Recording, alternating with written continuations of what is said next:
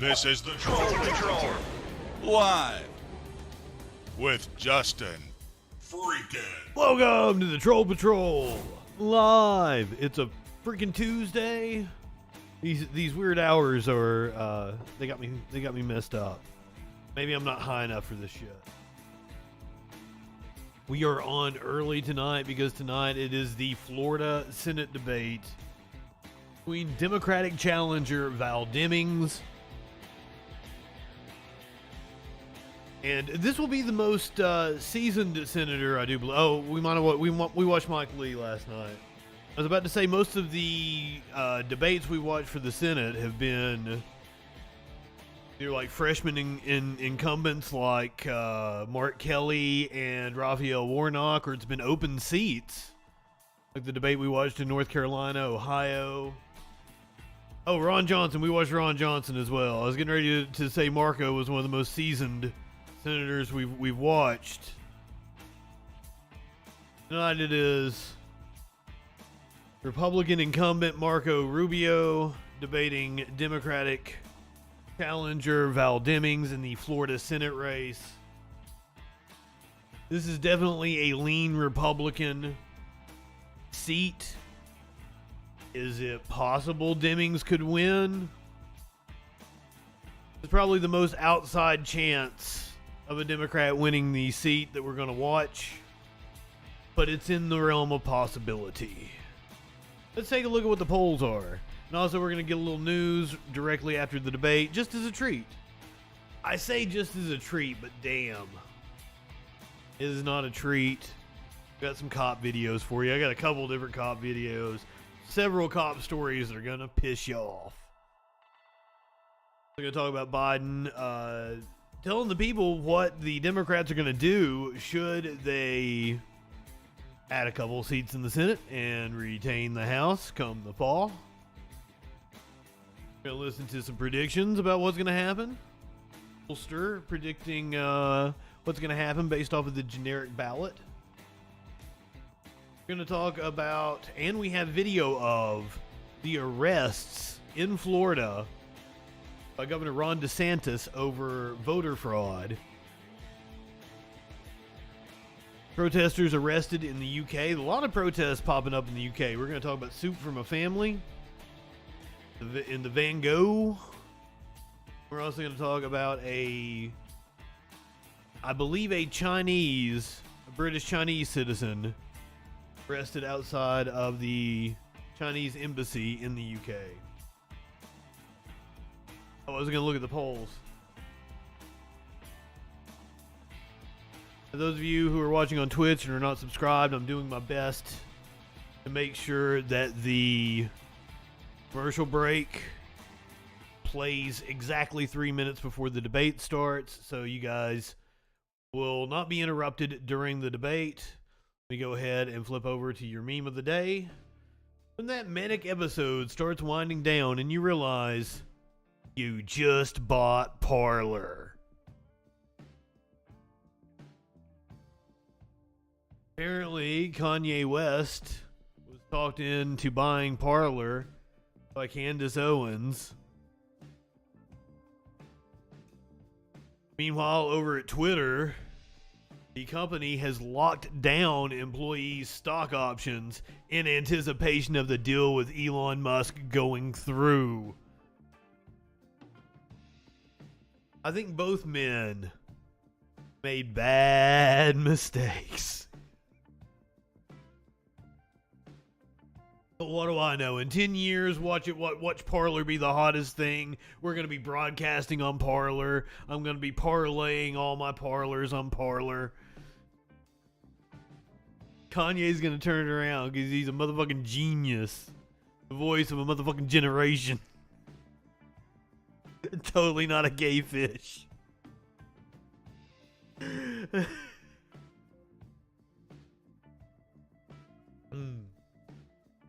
do have I don't even remember. Oh, it's WPBF out of Florida. Counting us down 3.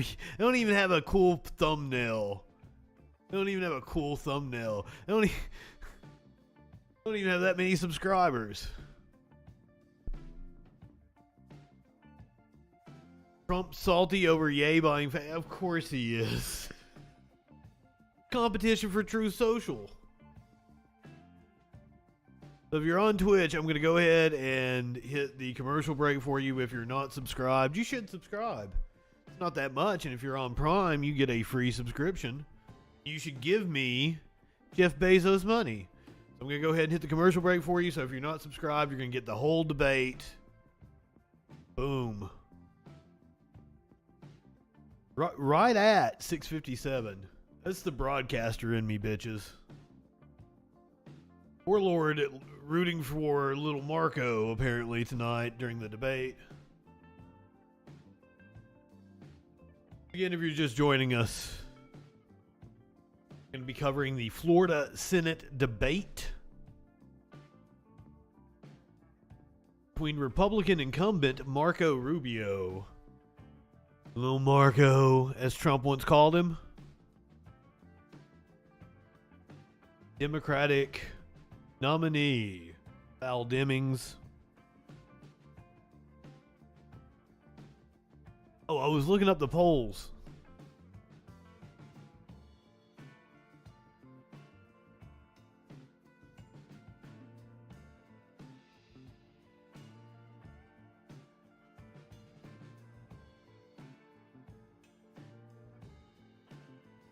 So DeSantis currently leading Christ. Rubio only barely ahead Val Demings, so I was writing her off. Apparently she's got more of a shot than I thought. Marco leading by about 4 points. 45% to Val Demings. 41%. Apparently there is 9% undecided in the race. There is an independent. Yeah, there's a libertarian and 2 independents running. 9% undecided. With such a wide open race, it's kind of hard to tell who's going to be bleeding votes from who. I was giving it to Marco, but apparently the polls are closer. I mean, if you're 4 points, you're in close to the margin error. Sometimes the margin error is about 3 points. Sometimes it's 4 or 5 points, depending on the poll. We're within striking distance, and Val Demings does indeed have name recognition. She is a congressman. So who knows? It's all about turnout, and as we're gonna talk about here in the Georgia race, setting record midterm turnout. Early voting way up everywhere. Now, as we saw, that was also good for Republicans, but usually people that vote, the better it is for Democrats. Thank you for joining us tonight. We are going to be watching the Florida Senate debate brought to us by WPBF in Florida. Republican incumbent Marco Rubio and Democratic challenger Val Demings. Debate is set to start any second now.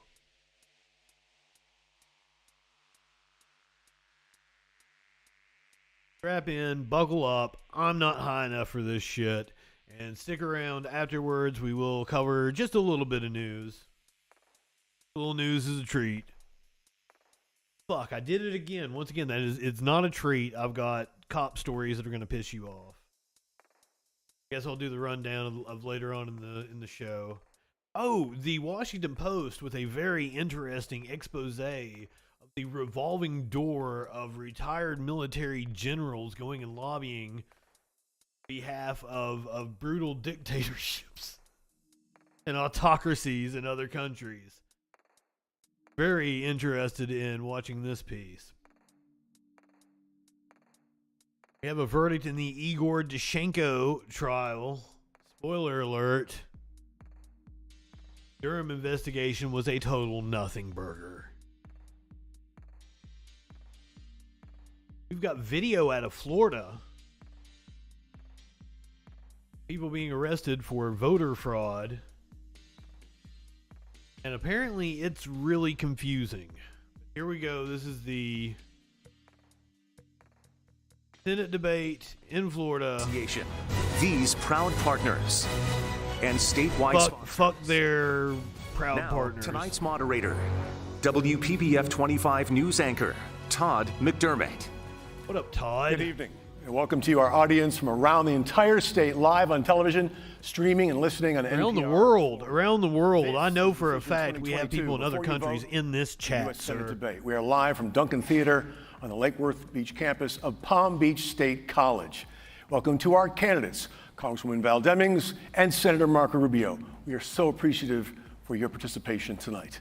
Also joining me are panelists, Vicky Sacheri, executive editor of Florida Trend, and Rick So we Christie. don't get the Libertarian or the two of the independents Palm on Beach stage with Post. them. All three of us will be asking questions of the candidates tonight. The debate rules tonight: each candidate gets 60 seconds to answer a question and 30 seconds to answer any follow-up questions. Rebuttals are 30 seconds in length and at my discretion as your moderator. I'm gonna try to lay out as much as You have possible. 15 seconds to finish. The red light means exactly what you think it means. And I'll remind you that it means stop. Congressman Demings, you won the coin toss earlier this week. The first question tonight goes to you. 3 weeks ago tomorrow, Hurricane Ian hit Florida as one of the 5 most powerful storms to make landfall in the U.S. What federal action is needed starting now to protect Florida from sea levels projected to rise a foot or more in less than 30 years, while more frequent monster storms threaten our lives and livelihoods? Well, thank you so much for that question. And let me say good evening to all of you. Thank you to our panelists. Thank you to Palm Beach State College. It is an honor for me to be here. I stand on this stage as the daughter of a maid and a janitor who grew up in Florida. Had the honor of serving as the police chief in the House and now standing on this stage. I grew up in Florida, so I know all too well the devastating effects that hurricanes can cause on our state. And number one, we have got to get serious about climate change. Climate change is real. If we don't do something about it, then we're going to pay a terrible price for it. More intense storms like we've seen as the waters in the ocean continue to warm up, more intense storms, more flooding, more just devastation as we've seen with Ian. I've toured the area and I've toured Puerto Rico and seen what Fiona did. The federal government has got to make sure that FEMA has the resources that it needs to adequately respond, but we've got to get serious about climate change. Thank you very much. Senator Rubio, the same question as you. I'll repeat the question.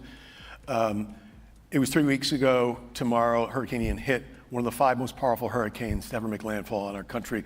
Federal action starting now to protect Florida against sea level rise projected up to a foot in less than 30 years while these monster storms just continue to hit us. Well, first of all, I also want to thank the college for hosting us here tonight, all of you for being a part of it, everyone for being here in the audience. This is important. I'm glad we have a chance to do it. You ask about the hurricanes. Unfortunately, if you're in public service in Florida, you won't be here long before you're dealing with hurricanes, and we've done so consistently throughout my time in public service. And unfortunately, back in 2017, we had devastating storms, 2018 as well, and now the devastation and destruction that we're still calculating. I outlined last week a very specific plan, obviously it's preliminary, on all the sorts of things that we're going to need help on. These communities immediately need emergency relief. What's happening for a lot of these cities and counties is they have to spend a lot of money up front. Money out of their budgets they have to spend right now to pay for these things, and then they get reimbursed.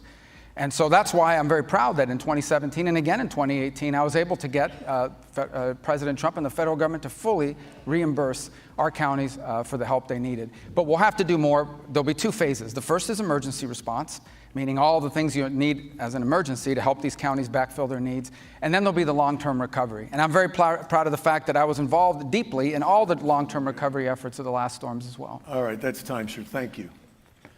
We're going to move on to question number 2. And Senator, this question begins with you.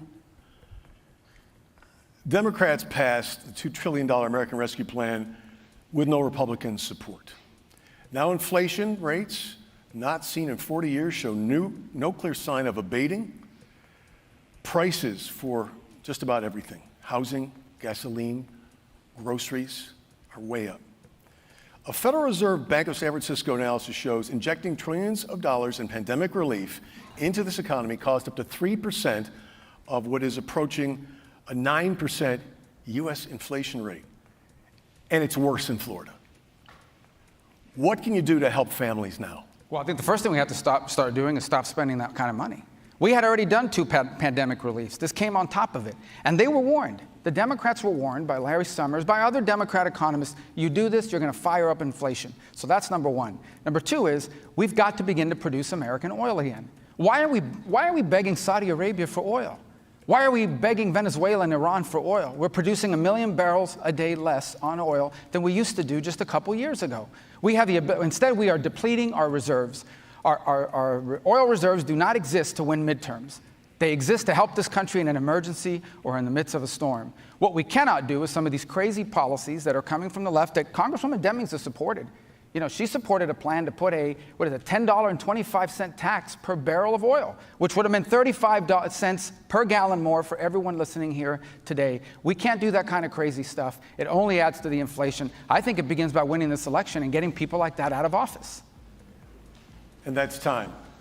Congresswoman, the same question you may answer, but you have 60 seconds to answer this question. Thank you so much for that. Of course, the senator who has never run anything at all but his mouth would know nothing about helping people and being there for people when they are in trouble. No one planned the pandemic, but our response to it is everything. Individuals were hurting, families were hurting, businesses were hurting. We passed the ckers Act, which the senator supported. There were some problems in the ckers Act with the Paycheck Protection Program that you love to take credit for. Some say it was poorly written. Some say it didn't help the people that it was supposed to, didn't save the jobs that it was supposed to. There was a way to fix the problems in the PPP through the American Rescue Plan and help people that were in trouble. But you played politics, Senator, and you did not do that. Your number one job as a United States Senator is to protect the health, safety, and well-being of the American people. You've been at it for 24 years. Senator Rubio. Yeah, a couple things. First of all, we passed the Paycheck Protection Plan when Democrats were sitting at home in the House. They were in their pajamas doing Zoom calls, and we were in the Capitol. And we were working in the Capitol to solve real problems. The Paycheck Protection Program was a bipartisan victory. If we hadn't put that plan together, and we had to do it very quickly, in a Capitol that had no staff, we had to put it together in 3 or 4 days, bipartisan. It got unanimous support, including the Congresswoman who voted, I guess, remotely or whatever they did. Because the truth of the matter is that if we hadn't done that, we would have had a meltdown. We would have had a meltdown in this country. We saved millions of small businesses. I am incredibly proud. It is a bipartisan achievement. Had we not done it, we would have had a depression in this country. The Congresswoman likes to talk about helping people. She's never passed a bill. She's never passed a single bill. She's been in Congress for over half a decade. She's never passed a bill, not PPP, not anything. Not a single bill she's passed has ever become law. I'm proud of the fact we saved millions of jobs. I'm proud of the fact we did it in a bipartisan way. That's not true. I know the senator, look, and I'm really disappointed in you, Marco Rubio, because I think there was a time when you did not lie. Is he saying in order to win? Bills she's sponsored? I don't know what happened to you. You know that is not true. My first term in the United States House, I passed legislation to help law enforcement officers with mental health programs. Your first term in the Senate, you voted to turn Medicare into, basically to abolish it, and then turn it into an underfunded voucher program. And then you gave the biggest tax break to the richest of the rich and said you'd pay for it with cuts to Social Security and Medicare. I'm not a girl. I'll give you 30. No, this is an important topic. So number one, and we'll fact check it. I'm going to put it on my website now, and all of you can love, the media loves to fact check. There is not a single federal law on the books that she sponsored and got passed. Not one. I think she named 2 post offices. I've done that too. Sponsored. But You didn't she's say not that passed a earlier. single That's why I was federal law. confused. That's number one. Number two, in terms of the tax, you know what we did in 2017? Do you know why today in Florida and across the country, working parents have a double child tax credit from what they used to have? Because I single-handedly got it passed. Because I took on my own party, even the editorial boards had to recognize it. I took on my own party and we doubled the child tax credit. And I took on my own party, the Wall Street Journal, even corporate interests. So I'm very proud of my record. In the last 12 you there, Senator. Todd, may I respond again, to that? Congresswoman, yes. Look, the senator has obviously resorted to lying, cheating, and trying to steal. But it's embarrassing that you think Viva la that honoring raza. a person who is a hero by naming a federal building after them is nothing. I think honoring a police officer who was killed in the line of duty is everything, Senator. It matters to his family. It matters to his community. It matters to his department. It matters to me. I think it's sad that it doesn't really matter to you. Both of you, we need to move on. I know, but I did not say it didn't matter. I said that that's all she's done. That's all I said. That's all she's done. Well, I, on the other hand, have saved millions of jobs. We're going to move on. And by the way, the lying and the cheating, the lying will be the lying is now the lying is going to be fact checked. I'm not sure where I'm cheating or stealing. The next topic, and the question goes to you, Senator. All right, great. 12 minutes in, it's already coming off the rails. You gotta love it. Senator, you said, quote, abortion is the killing of an unborn human being, and that you do not believe the dignity and the worth of human life is tied to the circumstances of their conception. You've now signed on to fellow Senator Lindsey Graham's bill for a national abortion ban. My question to you specifically is, if reelected, if your vote can make a federal abortion ban with no exceptions the law of the land, will you vote yes? Number one, I'm 100% pro-life, because not because I want to deny anyone their rights, but because I believe that innocent human life is worthy of the protection of our laws. That said, every bill I've ever sponsored on abortion, every bill I've ever voted for, has exceptions. Every one of them does, because that's what can pass, and that's what the majority of people support. Now, what was before us today in Congress that you talked about, Lindsey Graham's bill, that's a 4-month ban. Okay? That is more lenient than every country in Europe, except for 2. The extremist on abortion in this campaign is Congresswoman Demings. She supports no restrictions, no limitations of any kind. She voted against she's against a 4-month ban. She voted against a 5-month ban. She supports taxpayer-funded abortion on demand for any reason at any time up until the moment of birth. That's what she supports. That's the extreme position here. I should honestly cut together every single Republican response to that question, because they have all been exactly the same. Congresswoman Demings. Senator, how gullible do you really think Florida voters are? Number one, you have been clear that you support no exceptions, even including rape and incest. Now, as a police detective who investigated cases of rape and incest, no, Senator, I don't think it's okay for a 10-year-old girl to be raped and have to carry the seed of her rapist.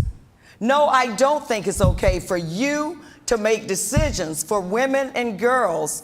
As a senator, I think those decisions are made between the woman, her family, her doctor, and her faith.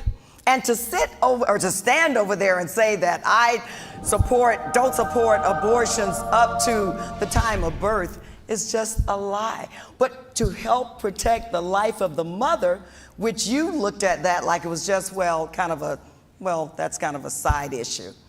Senator, you know that you have said you don't support any exceptions.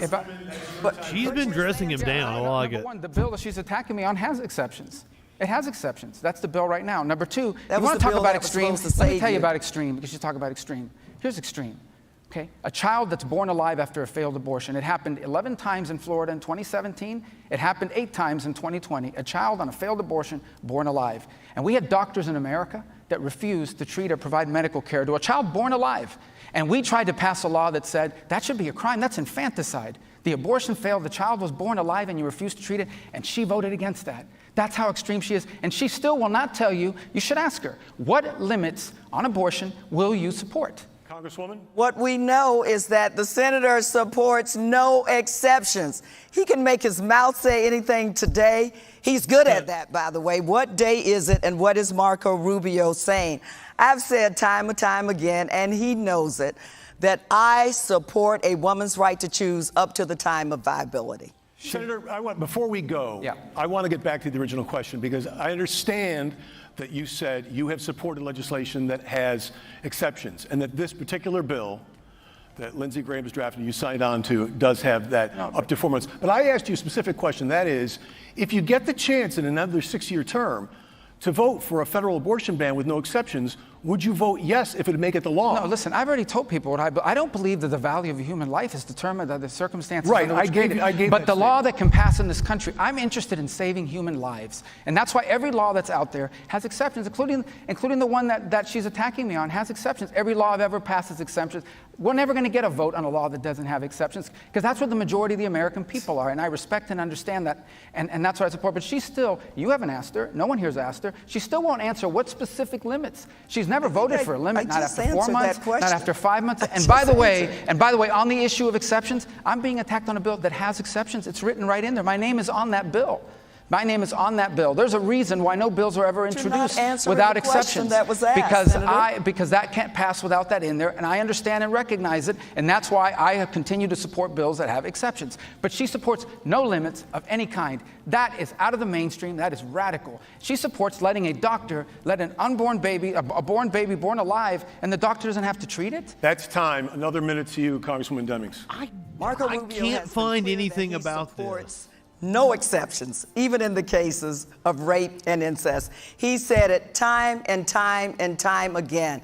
But what I can say to him, and I can say to Florida, we are not going back, Senator, no matter how obsessed you are with a woman's body. Limited data on right babies born alive as a result of We are abortion not procedure, going but it's back to a unclear time what the where medical women are treated circumstances like were in each of those second-class cases. citizens or like property. And I'll say it again, because obviously he didn't hear or he doesn't want to. I support a woman's right to an abortion up to the time of viability. So, can you ask if she'll What? support a 24-week ban? Will you support a 24-week ban?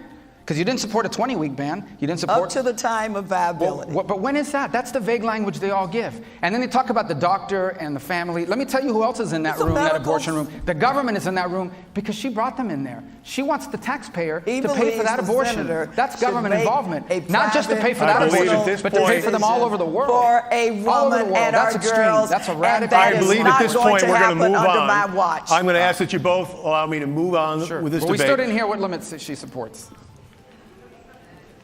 This next question comes from Rick Christie, executive editor of the Palm Beach Post. Good evening, Congresswoman Demings. What up, Rick? Just today, a New York Times Siena College poll shows voters overwhelmingly believe American democracy is under threat. A Washington Post analysis shows election deniers Most Floridians are for office in morons. 48 of 50 states. The New York Times poll also shows more than 2 in 5 registered voters, including 37% of independent voters, are at least somewhat comfortable in voting for a candidate who says they don't accept the results of the 2020 election. Will you accept results of the 2022 election?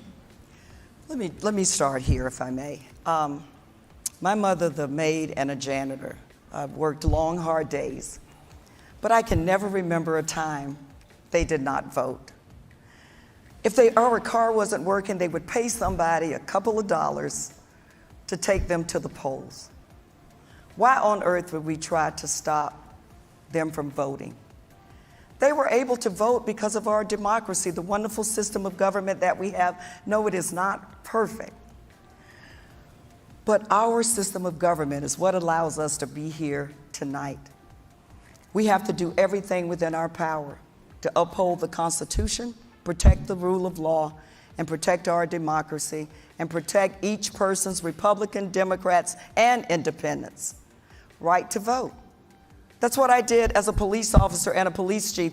I took an oath that I would protect and serve, defend the Constitution, not just for people who looked like me or That's the time, richest of the rich, Congresswoman. but for all people. All right, Congressman, that's time. The same question goes to Senator Rubio. Yeah, first of all, I don't know who the rich are, because my dad was a bartender at banquets and my mom was a janitor, so we have that in common. And I will tell you this much. I've never denied an election, ever. I've never said an election. I'm not like Stacey Abrams in Georgia that denied her election. I've never denied an election. I think in Florida, They laughed at him. but I think elections have to have rules. And Congresswoman Demings supported this effort to have a federal takeover of elections. What would that look like? You can't ask for ID. You have to ask for ID to get into her neighborhood where she lives, and that you have every right to have that. But you can't ask for it when they vote. Allowing people to drive around with a trunk full of absentee ballots. Allowing people to basically register on an hour before the same day of the election, show up and vote and inject chaos. We have to have rules and we have to have laws. And those laws have to be followed. Florida has good election laws, and we have record turnout, like they had record turnout in Georgia, which they were out there calling some sort of segregationist Jim Crow bill. No, these are rules. These are rules that allow people to have confidence that their vote counted and their vote mattered. They're not suppressing anyone's vote. They are rules designed to make sure the system works the way it's supposed to work. Let me just get you on record here that you will support the results of the 2022 election. We have great laws in Florida, absolutely. But will you? Sure, because I'm going to All right, win, that's so I done. look forward to supporting that. But We're moving on. But yes, no matter what the outcome is, I'll support it because Florida. Cocky little bitch. They're not the Fair crazy enough. laws Let's like move they on to have the in next Pennsylvania question. and these other places. I want to go to Vicky Sasheri from Florida Trends Magazine. I don't What up, think Vicky? Congresswoman Demings. I believe we're going to move on here to the next question, and that's Okay. Vicky's question. Good evening. He's questioning the moderator. Insurance companies have already failed in Florida in 2022, putting more pressure on Florida taxpayer-backed citizens' property insurance. They're now insuring more Florida's than 1 wild, million man. properties in the state and counting. As the insurer of last resort, the collapse of Citizens would be a catastrophe for Floridians. What should be done on the federal level to avoid this? Who's the question for? Senator Rubio. I'm sorry. Okay, so obviously this is a state issue, but here's a couple things that I would say. The first, the flood insurance program, which is critical. A lot of the people that were hurt in the storm did not have flood insurance. Not only we have to go back and reauthorize it every year. We shouldn't have to keep going back every year. It should be permanent. We should also reform the system. Florida actually pays more into the flood program than it takes out. You talk about the property insurance issue. It is a state issue. The federal government, you don't want the federal government involved in property insurance, believe me, okay? But I will say this to you. We are, I believe the number is about 8 or 9% of the roof claims in America. We are 83% of the roof lawsuits in America. And so what's happening to these insurers is the cost of litigation. They're saying, I'm out in Florida. And look, I worry about it. My property insurance is up at the end of this year. And other people should be worried about it because when your property insurance goes up, if you can't afford it or you don't have it, the mortgage company will force place you. And your mortgage could double. So we are facing a looming crisis. I think it's something What he's saying is when it's up, then it's up, then it's up, then not it's just stuck. reauthorizing, but reforming the flood program, separate from the wind, the flood program, and reforming it so that Florida's treated fairly. Senator. Congresswoman, you have 60 seconds to answer this same question. Would you like it repeated? No, I don't, but thank you so much. Vicki, let me tell you, as the senator works very hard to say it is a state issue, that doesn't mean at the federal level we should not care about what citizens in Florida are going through and try to do something about it. Marco Rubio has spent more time at the state level than certainly any person on this stage. So it's interesting to hear him say how that's such a state issue. Well, what in the heck did he do about it when he was the Speaker of the House or serving? He's been in elected office since 1998. And insurance in Florida has tripled. And people are suffering. I sent a letter to Governor DeSantis saying, yes, I know it's a state issue, but how can we work together to lower the cost of property insurance for Floridians? Because people are suffering. We got to prepare for the next hurricane. Are we going to wait and do nothing? I asked him to call a special We're like legislative Floodridians, am I session right? to talk solely about this issue. We have got to And get that's the property time, Congresswoman. insurance Senator down. Rubio, I want to give you 30 seconds to rebut. Well, first of all, when I was in the state legislature, if we want to go back to that, we actually had a special session, and we passed a reform. You know who the governor was at the time? Charlie Crist, your gubernatorial candidate. I think you've endorsed him. So you should ask him if it didn't work. But we certainly supported it, and we certainly made it happen. So that's number one. Number two, I would say that, trust me when I tell you guys, trust me when I tell you, a federal government that struggles to deliver the mail in a regular and consistent basis in parts of this country, you don't want them in charge of your property insurance. We would be the the reason only why state they in the can't country deliver the asking mail. federal government to take over their property insurance. Look, That's time, do I Senator. care about the issue? Yeah, I care about the issue. I'm about to pay $8,000 or $9,000 a year more for That's property the 30 insurance. seconds. Thank you, Senator. We're going to move on to the next question. This question goes to you, Senator. 5 days ago, the Parkland mass shooter who killed 17 people at Marjorie Stoneman Douglas High School avoided the death penalty. That shooter and the killer who took 8 lives at an Indiana FedEx facility last year were both 19 years old when they killed. The killers in this year's mass shootings in Buffalo and Uvalde, Texas were both 18. All used legally purchased AR-style rifles. In the nationally televised CNN town hall 3 days after the Parkland massacre, you said, quote, if you are 18 years of age, you should not be able to buy a rifle. I will support a law that takes that right away. would you still support that federal law? Let me tell you why that law doesn't work and why that proposal doesn't work. We had a shooter last Thursday, tragic, in North Carolina. He was 15. Where did he get the gun? He didn't get it from a gun show. He certainly didn't buy it. He's 15 years of age. We've had shootings in the state. Pulse was a terrorist attack. A licensed security guard with a permit to carry firearms, extensive background check. The guy in Parkland, this killer, everybody knew who it was. Even before they announced who the person was, everybody in the community knew who it was because this guy had long problems. He'd been acting up for a long time and everybody knew it. And here's what happened. The sheriff did nothing about it. The school district did nothing about it because they didn't want to arrest kids.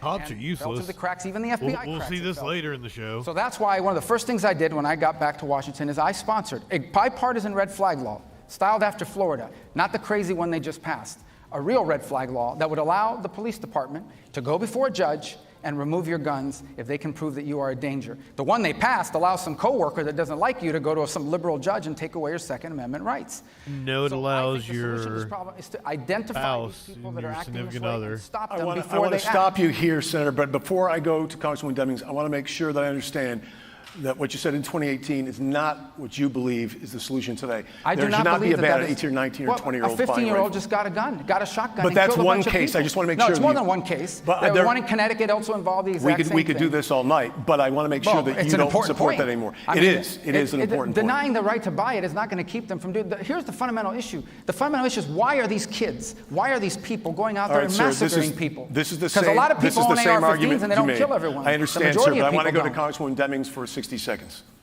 You know, people who are the families of victims of gun violence just heard that, and they're asking themselves, what in the hell did he just say? Senator, you used the Pulse nightclub shooting as your inspiration to run again for the Senate in 2016. Pulse is in my district. And yet, you've done nothing to help address gun violence and get dangerous weapons out of the hands of dangerous people. Florida, after Parkland, after you made promises that you had no intentions on keeping to the parents of Parkland, Florida passed legislation raising the age to have an assault weapon, passed red flag laws that we've seen 7,000 plus instances where they've been used now. Our primary responsibility is the safety of Floridians. And Senator, 24 years in elected office, and you have not yet risen to that occasion. And then when asked about it, you say something that makes no sense. All right, Congresswoman, thank you. Senator, 30-second rebuttal from you. Yeah, what makes no sense is that we're going to actually pass laws that only law-abiding people will follow and criminals will continue to violate. The truth of the matter is, at the end of the day, that Americans have a Second Amendment right to protect themselves. They have, and these killers that are out there, if they're intent on killing, as they are, they have found multiple ways to get a hold of weapons and cause mass destruction. Just the other day, he used a shotgun, which wouldn't have been covered by any of these restrictions.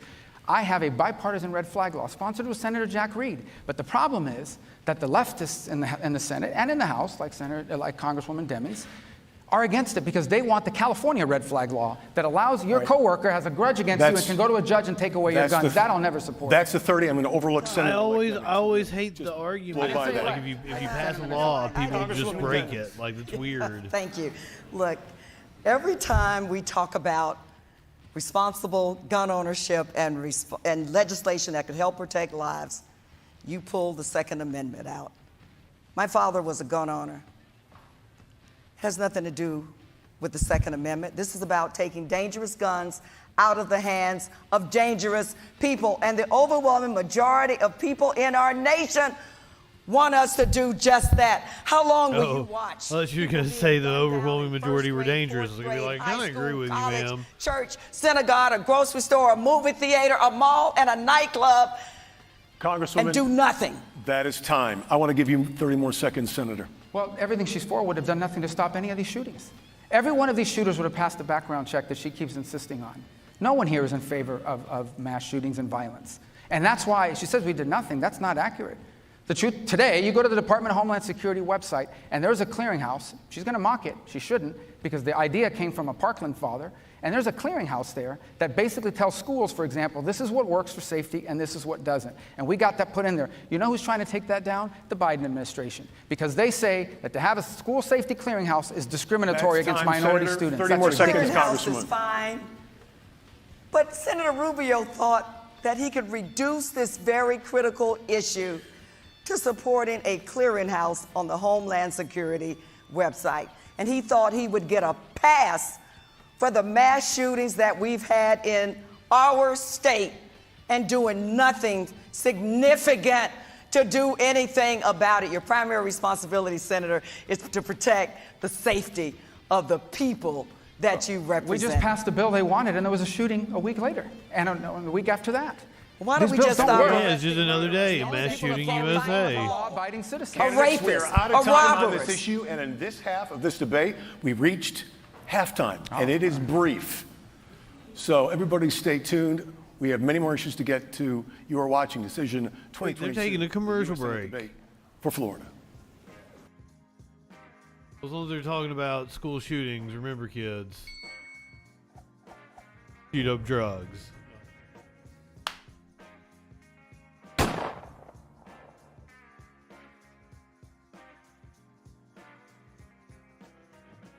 The idea that, well, criminals are just going to break the laws, but the laws are about punishment for when you break the laws. That's why you create laws. Supposedly they work as a deterrent. They just took a commercial break, Warlord. Cheryl Wheeler? Who's Cheryl Wheeler, Cicero?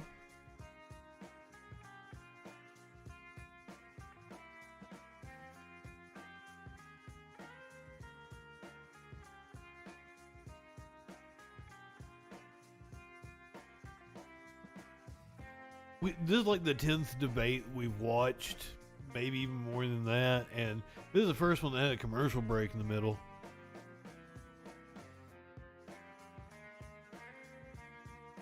I'll see how you guys feel when Twitch hits my commercials. Yeah, why are drugs illegal? What about immigration? Why pass any kind of law or build any kind of wall on immigration? People just get over the wall. People just break the law. Come on, Marco. Apply the same logic. Or learn to feel embarrassment.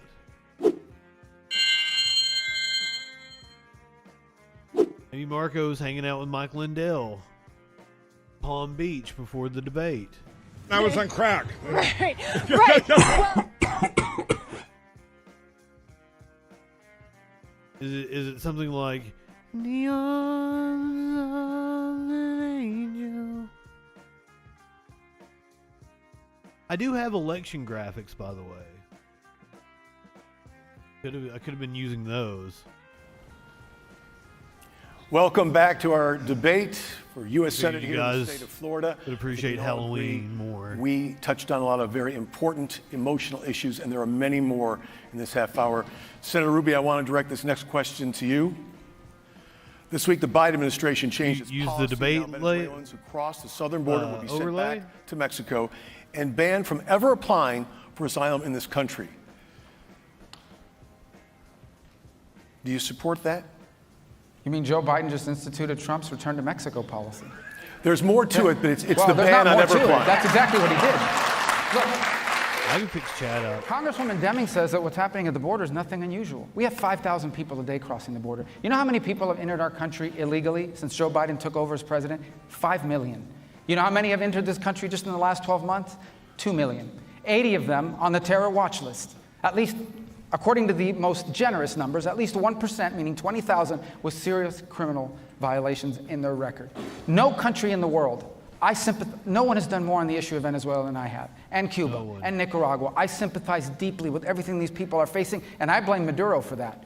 But there's no country in the world that can tolerate or permit or afford 5,000 people a day arriving at your border, saying the magic words, and getting asylum. And she says that's not a problem. She says there's nothing unusual about it.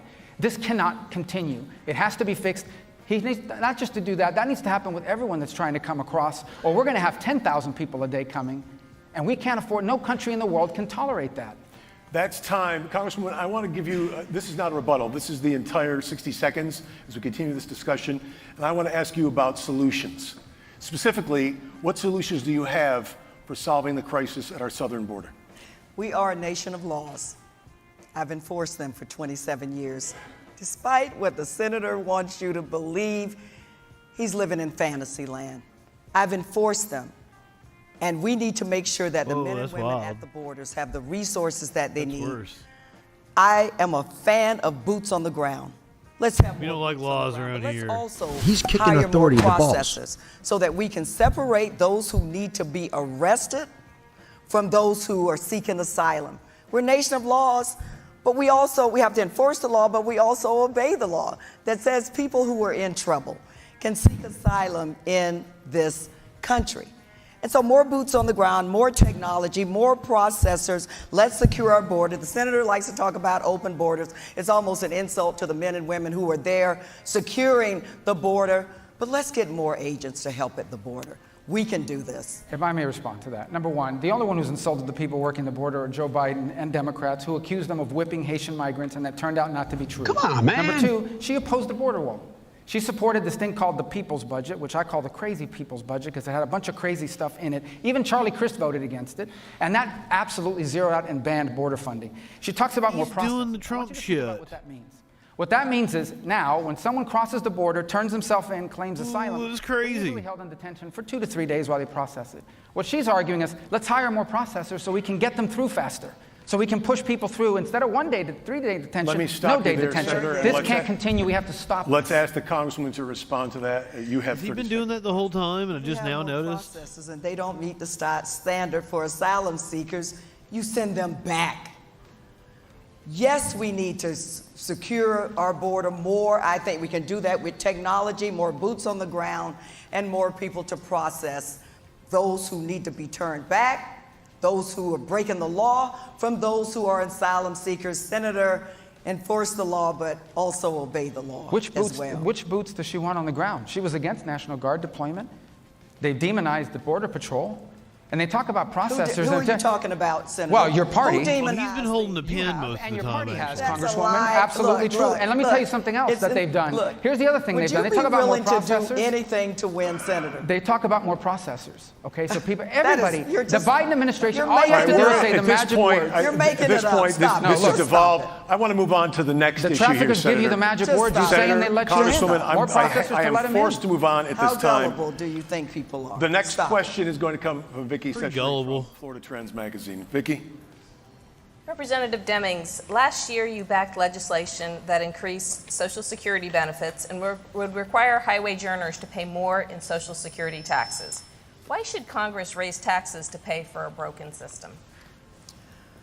Well, number one, we have to think about what the promise of Social Security was. It was to keep our seniors out of poverty.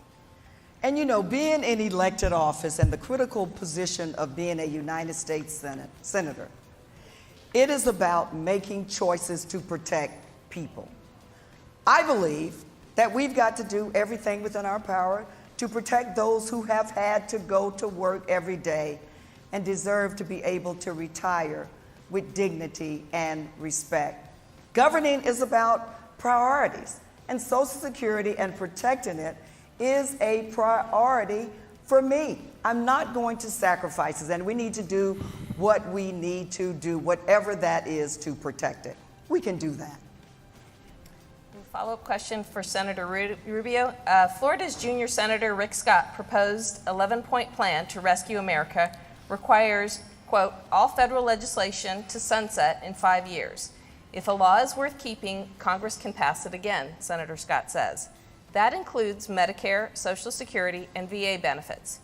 Do you support putting these federal entitlements on a chopping block every 5 years? No, and that's not my plan. That's Senator Scott. He's doing a great job. He's not very shy. You should ask him. He's more than happy to talk to you about his plan. I can tell you, on the other hand, if you want to talk about radical plans, Congresswoman Demings supported a radical plan. I already mentioned earlier the people's budget. Let me tell you the other gems in that budget. It raised $9 trillion in taxes. $9 trillion in taxes. I already told you about the $10.25 tax. You going to say Green New Deal? of oil, which would have meant a 35-cent increase on the gas prices you're already paying right now. Let me tell you what else it did. It zeroed out the war on terror. It took $1 billion out of the Pentagon. This is crazy stuff. And that's not a plan. She voted for it. She didn't just put her name on it. She actually voted for the crazy people's budget, a socialist budget. She voted for it. I don't even know if she remembers she voted for it. I hadn't seen the socialist budget. Well, you voted for the people's budget, and it's a socialist budget. Trust me when I tell you that any budget that zeroes out the war on terror, takes $1 trillion out of the Pentagon, okay, raises taxes by $8 trillion on working Americans, is a socialist budget. And she didn't just have her name on it, she voted for it. That's your Even time. what you described, which isn't reality, isn't a socialist budget. Again. We've seen this show before. Socialists, crazy, Marxist, silly. But which one that does she must be prefer? on your list for your talking points. The bottom line is you said that Rick Scott's plan, it's good to have good ideas. You did not say that you did not support it. I hear you saying that tonight, but when you were first asked about his plan, you said, I think it's good to have good ideas. You remember that? Congresswoman, Senator, you can respond. Yeah, that's Rick Scott's $1 trillion. He can defend it, he can talk about it. Her name was on that. The question people's was, what budget. do you think the about people's it? budget? The people's budget had her name on it. She was not just a co-sponsor 2 years in a row. She voted for it. There's never been a vote on Rick Scott's budget. She voted for this thing. $8 trillion in taxes, 8 or 9 trillion, I can't remember at this point. What's another trillion, right? You talk about all the other things that were in there. A $10.25 tax on a barrel of oil so that your prices go up by 35 cents. I don't know what word you prefer, socialist, Marxist, crazy. I don't know. I'm open to suggestions about how we Congresswoman describe Demings, such a nutty idea Senator, that would that's destroy your the country. time. Congresswoman Demings. He's talking about the barrel of oil again. Yeah, everyone's talking about the barrel of oil these days. Look, you've been in elected office in Florida for 24 years. And what we have been left with is skyrocketing property insurance, lack of affordable housing, health care, gone through the roof. We haven't expanded Medicaid. People are hurting. And you know what, Senator, when I talk to your voters around the state, you know what they say? They don't know what you stand for. All right, Congresswoman, that's your time, and I'm going to move on to the next. We've spent a considerable amount of time. I thank you both. I know this was All I know is little had a Marco. lot to discuss, but let's move on. All right.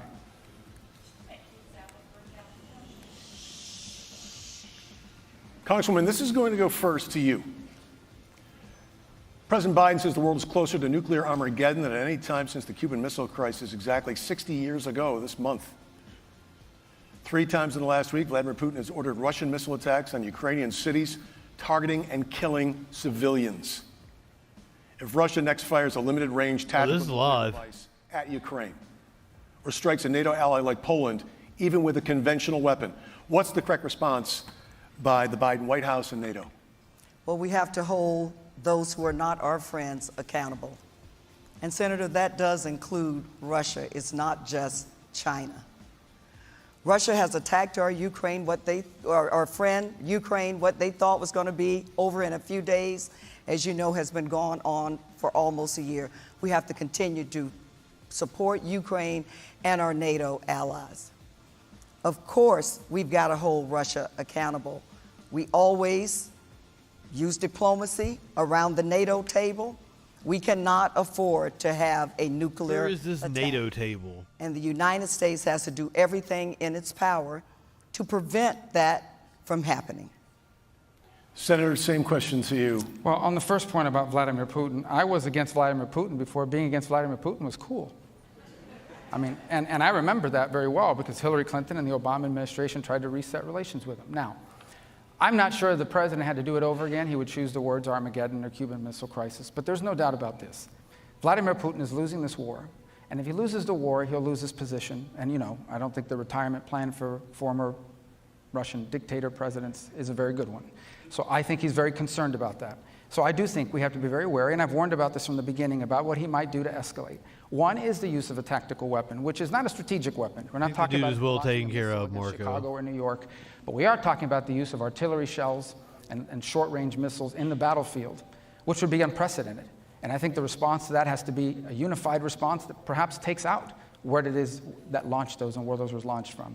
I think the likelier scenario, and the one that really is concerning, is that he would attack, for example, an airport in Poland. At that point, NATO would have to come together and decide whether they're going to invoke Article 5, and the United States needs to live up to its NATO commitments. Let me ask the Congresswoman, to that point, the NATO response, we know what the NATO charter says. Poland's So attack. invading Senator Poland Sarah is the red line perhaps the here. airport. I've seen this What movie is the before. response from the United States as well as NATO? We have to do everything within our power to protect our NATO allies. Everything within our power. If Poland is attacked, then there has to be an immediate response. And I believe between our military and the Department of Defense and our experts and our intelligence community, based on the intelligence on the ground, I believe that that response will be sufficient and swift, but we've got to leave it in the hands of the people who are there and the people who are involved in this every day, with the ultimate goal of keeping America safe and keeping That our makes allies, sense, Warlord. our NATO friends safe. All right, Senator. Probably a lot of Russians there too. I think the response needs to be proportional.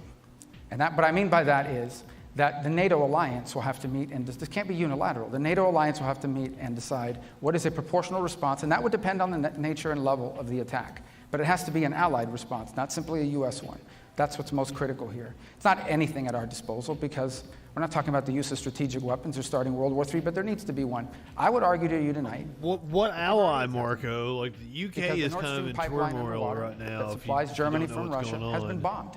It was bombed, and everyone's wondering. I saw a news report. Well, they're saying Russia may have done it. Well, who else did it? Luxembourg, Belgium. Senator, Of can you course it wrap was the this up in Russians. 10 seconds? I need to move on. All right. We good?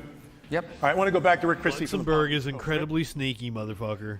Congresswoman Demings, Senator Rubio has called Democrats' attempts to pass a new federal Trust voting anybody rights law in fucking effort to, Luxembourg. quote, ram through an election law to make Sorry sure if you're you watching never this lose in power, Luxembourg. to I'm make it sure easier you're for wonderful Democrats people. I to was just win. making a joke. Why are new federal protections of voting rights needed? Well, let me say this. I'm not the person standing on the stage who supports suppressing the right to vote. Look, I can think about the words of my friend and former colleague, John Lewis, who said the right to vote is precious, that is almost sacred. And the senator thinks that we should leave that up to the states. Well, we tried that with voting rights, and we know the bad actors who did some ungodly things to stop people from voting. So we should not just protect the right for I also a talk few shit people about or the privileged Luxembourg, few. and I ain't having none We of should that. protect voting rights for everyone. And we need a federal law to keep everybody accountable. The John Lewis Voting Rights Advancement Act is sitting in the Senate right now, waiting for a vote. The Freedom to Vote Act, which will help protect the right to vote for all people, is sitting in the Senate right now, waiting for a vote. That is our duty and responsibility to allow the people to vote. That's time. Rick, I know you have another question. Keep Luxembourg on a This question's short for you, leash. Senator Rubio. In January, you wrote in The Federalist that Democrats' push for voting rights is about, again, quote, exaggerated problems and imaginary fears, unquote. Can you give us specifics on what you mean by that? Sure. It's never been easier to Please. vote. The Florida It's Senate debate, never this is been Marco easier. Rubio versus Val It's never been Demings. easier to vote. In Florida, you can now vote by mail for any reason. You can vote, for example, 10 days before the election. You can vote on Election Day. In Georgia, which they claim to be the place that was suppressing all the votes, you had record African-American voter turnout. To compare what's happening now to the Jim Crow era, where people were literally murdered, where people were forced to take poll taxes and pay poll taxes and literacy tests, what are we talking about here? We're talking about this. We're talking about, number one, when you go vote, you show an ID. I have been a Hispanic man my entire life. I'm a minority. I've never felt like producing an ID disadvantages my ability to vote. Everyone has an ID. You can't even check into a hotel. You can't buy Sudafed at Walgreens without an ID. That's number one. Number two is you can't collect a bunch of ballots. Harvesting of ballots. Cars showing up with tons of ballots sitting in the trunk of a car. Things like that they want to force down the throat of every state in the country. We don't need that federal law imposed on every state. Florida has very good election laws, and other states have very good election laws. And the states that don't have very good election laws are the states that actually have gone in the opposite direction of weakening security for the ballot. All right, Senator, thank you. Congressman, I want to go Luxembourg back. doesn't have good election laws. Florida has an Really beating that dead horse. election law police force, and if the laws are so wonderful, what's the need for that? Florida also eliminated the number of drop boxes from 2020. Why do that, particularly in certain areas, Senator? Your job is to make sure that every person votes. Warlord, I'm going to show you people charged with election fraud in Florida. Video of them to come on this show. So if it's so perfect, why the adjustments? We need to hold states accountable to make sure every person, although that scares the senator to death, has the right, the precious right, to cast their vote. Senator. Yeah, I'm trying to suppress the vote, and I'm wasting a lot of money telling people to go out and vote, because that's what my campaign has been all about. Number two, I've never supported any suppression effort. Listen, we've had laws in this state. How come all of a sudden a drop box is the standard by which we judge whether people are being allowed to vote or not? We didn't have drop boxes 10 years ago. We didn't have drop boxes in 2016 when the Congresswoman was first elected to Congress. We didn't have drop boxes in 2012 when Barack Obama won the state of Florida running for president. That's a method of voting that doesn't advantage one group or another. There's danger involved in drop boxes. People need to think about it. Okay, imagine someone decides, oh, there's a drop box. I'm just going to put some explosive in it and blow it up and burn all of those ballots, and now those votes don't count at all. Okay, there is something, with elections, there are two things that are very important. Number one, the count has to be accurate. The votes have to be counted accurately. But the other is there has to be public confidence. The public has to believe that the elections were fair and balanced, and that's what I've always been in favor of. But what they want is a federal takeover of the elections. I do not want a federal takeover of our election system. I oppose it. That's time, Senator. Congresswoman?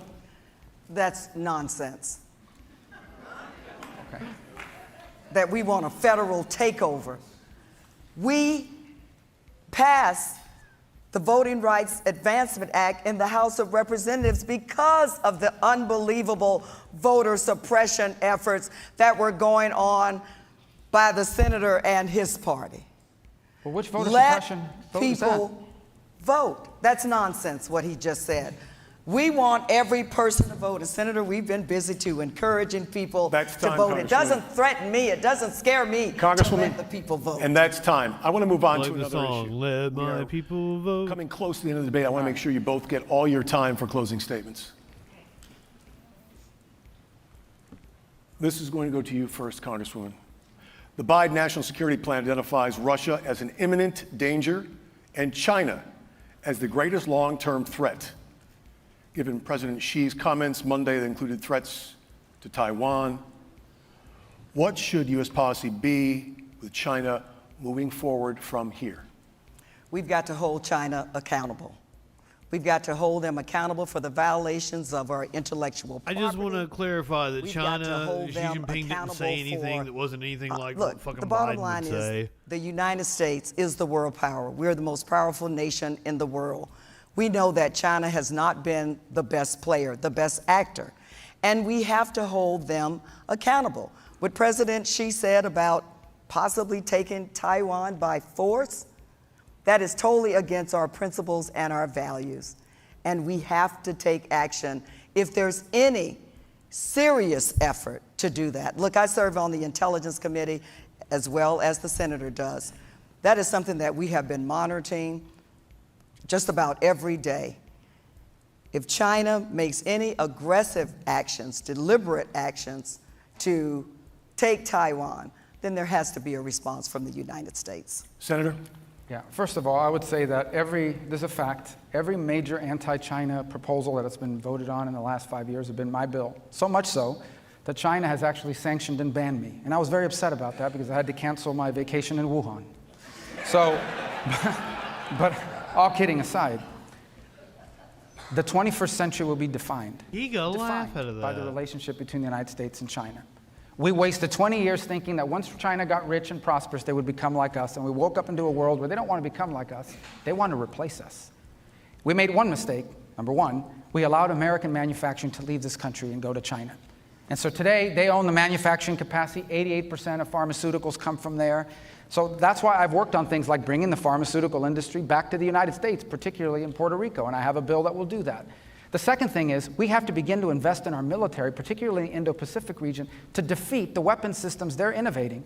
We don't need the Pentagon spending all its time producing videos on the proper use of pronouns. We need them focused on how to blow up aircraft carriers Senator, made by China. Thank you. Congresswoman number 30 to you. The bottom line is we have to hold China. I'd ask the audience to please respect the candidates' statements. The bottom line is we have to hold China accountable. And your question involved their takeover of Taiwan. We have to make sure that that does not happen. And as a member of the Intelligence Committee, that is an issue that we are studying every day to make sure that does not happen. Look, the senator can play national security expert all he wants. I know he needs that for his next presidential run. Congresswoman, I need to stop you there, and I want to give, because you mentioned the senator, another 30 seconds to the senator. Yeah, I mean, I don't know what she means by play national security expert. I'm the vice chairman of the Intelligence Committee and was the previous chairman of it, so it's actually my job. But the second thing I would say is I think holding China accountable, that's a talking point. I get it. I'm supporting the concept. It's a great banner. I'm sure it's a good bumper sticker. But it's not a plan. I actually have a detailed plan for how you address it. And one of the things we have to do, you want to hold China accountable, fix this country first. Make things in America again. Because you think things are bad now? Imagine the day you wake up and realize we can't get medicine because the Chinese have cut us off. Union, we sir? can't get gas because there. they I have need to all the cut you off, refineries. Senator. 15 more seconds to the Senator Congresswoman. voted against the CHIPS Act. He goes around the state talking a lot about our dependency on China because of semiconductors, and then he voted against the CHIPS Act. That would help further America's independence. And that is time for both of you, because you're going to get it's a gift, full time for closing statements. It's a Senator gift. Rubio, floor is yours. Well, thank you for hosting this debate tonight. I'm glad people got a chance to see that elections are about a choice. Look, I've been in Washington now for 2 terms in the Senate, and in the 2 terms I've been there, no U.S. senator has gotten more done than I have. Today, parents in Florida whose child have pediatric cancer will have options because I took on the pharmaceutical companies and passed the bill that forced that. The child tax credit doubled because I passed a bill that did that. Veterans that were exposed to toxic burn pits will now get treatment at the VA and not have to fight with the VA because we just passed Jon a bill that Stewart I sponsored, have all to these shame you into bipartisan, to that? make that happen. And millions of American small businesses and millions of American small business jobs were saved because of a bill we passed. And so I'm asking for a chance to continue that work because I have a record of not just identifying the problems, but fixing it. And my opponent has been in Congress now for half a decade and has never passed a single piece of legislation into law, not one. The only thing she does is vote 100% with Pelosi. The vote is clear, and I'm asking voters. I'm calling faults on Senator. that Congresswoman Demings. now. He means I sponsor. wasn't going to start my closing He's arguments. left that off twice The now. last couple of things the senator said were just not true. And let me say this. I stand on this stage tonight as the daughter of a maid and a janitor. Had the awesome honor of being the first in my family to graduate college, served at the police department, worked my way up through the ranks to become the chief of police, serving in the House and now running for the Senate. Only in America is my story possible. I just happen to believe that every person, regardless of who they are, deserves the opportunity to succeed, deserves the opportunity to make it. The senator will pick and choose winners and losers based on their ability to pay to play. He talked about pharmaceuticals. He voted against legislation that would help reduce the cost of prescription drugs and help cap the cost of insulin. That is time. Finished strong there because she was wobbling at the Participating end. in this. We want to thank our audience across the state of Florida and on the internet right now for this. This will also be rebroadcast on C-SPAN. Election Day is November 8th. And early. Well, there you have it. Florida Senate debate between Marco Rubio and Val Demings. We'll talk about it here on the other side of the commercial break. I've got to catch the Twitch break here. Also, on the other side of the break, we're going to talk about Biden promises to codify Roe v. Wade. Should the Democrats retain the Senate, retain the House? Georgia breaks early voting records. I told you about the story in Florida about we have body camera footage of some of the felons getting arrested in Ron DeSantis' little voting fraud scheme, and it's apparently very confusing. That the cops are confused, that the people being arrested are confused. So it's kind of an expose story we're going to be talking about. And speaking of expose, the Washington Post apparently did a deep dive into military generals that went and lobbied on behalf of dictators and autocrats after they retired from the military. So I'm very much looking forward to that. We have several cop stories we're going to talk about. Kansas police ignored people telling them that there was a serial killer on the loose until a woman escaped from said serial killer. Milwaukee police are investigating after a viral video. Texas police taped a bag of milk to a door. I have no idea. Also going to talk about this suspect arrested in Oklahoma. Apparently it was a quadruple murder. Bodies were dismembered. And I have kittens for you. All those videos of cops doing bad shit, murder and gore and kitties. A bag of milk. Seriously, the cops are going to need to be investigated. I have no clue what was going on with the bag of milk thing. We're going to have to check that out. But that'll be on the other side of the break. Here in the Troll Patrol. Live. This is WWE superstar and multiple-time champion Seth Rollins. Seth is one of the You're top not sticking wrestlers around in for the the industry, bag of milk? and never in a million years would I expect that Seth would be spying on me, or at least following me on social media. You see, a few years ago, around 2015 or 2016, Seth started referring to himself as Seth freaking Rollins. Now, Justin, you may say, your name is Justin Freakin. That's not very similar. And you'd be right.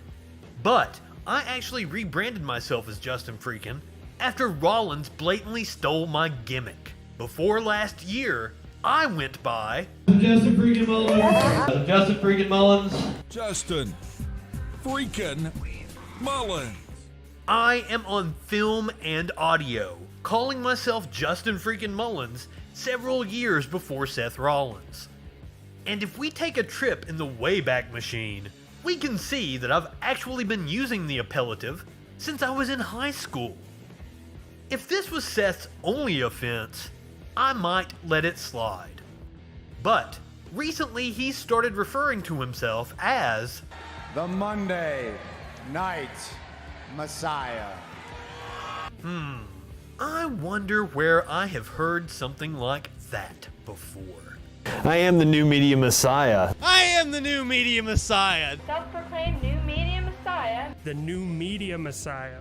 So, Seth, since you and the WWE are clearly paying attention to me, consider this video your cease and desist to stop infringing on my intellectual property, and issue me a check for a cut of that sweet merchandise money. Obviously, you and the WWE are big fans of my ideas, so maybe you should offer me a slot on the creative team. Anyone who has watched Raw in the past decade knows you could use the help.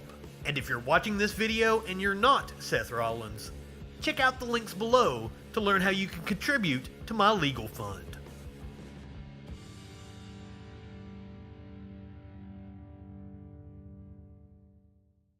Now we turn to YouTuber Justin Freakin. The guy's, he's a formidable voice in the culture.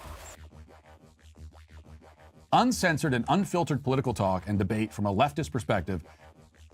The day's top news stories and videos with astute social commentary.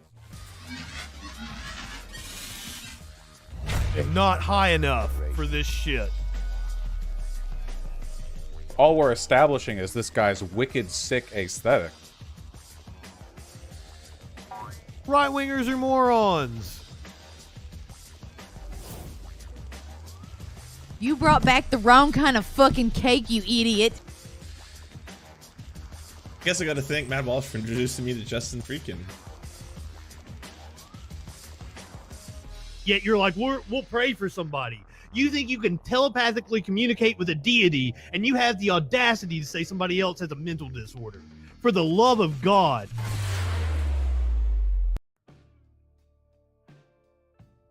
Our friend What It Do is back. What it do? What it do? Oh, this is the usual time that the Troll Patrol comes on. So, first of all, allow me to change back to Halloween graphics. Then let's do the intro and everything. I mean, I'm not gonna do the whole countdown. Hold on. Though it is fun. Got the red viscous liquid in the background. The horror-centric music. Even get you some Dan Crenshaw eye hole in there. Got Trump's head. Got Trump's head floating in the background.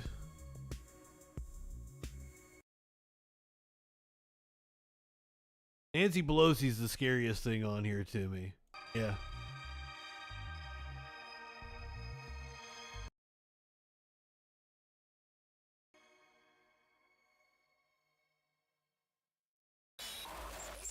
This is the Troll Patrol, live with Justin Freakin.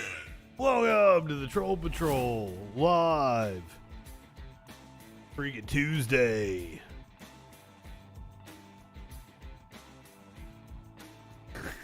I thought the album art for Load was like piss. I thought it was like a piss jug they shook up or something.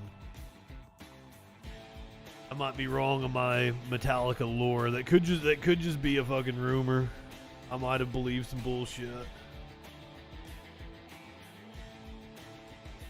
I'm not that big of a Metallica fan. Bloody Cum. Interesting. Damn Metallica. I mean, I guess once you've made the Black Album, you're just kind of all out of ideas, aren't you? I know, our next album, we're going to put blood and cum on it. Yeah. Hetfield's all heroined out over in the corner. Yeah, man.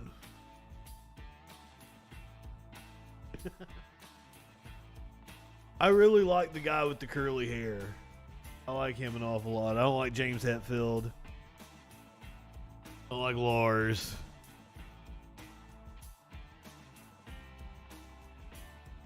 It was called Low. Kirk Hammett, yeah, he's the coolest motherfucker. He's the only likable one of the bunch. Well, I mean, I don't know about the new bassist. Like the old bassist was cool. Not the one that died, but like the one that actually was with them on their successful albums. I don't know about the one that died. He might have been an asshole.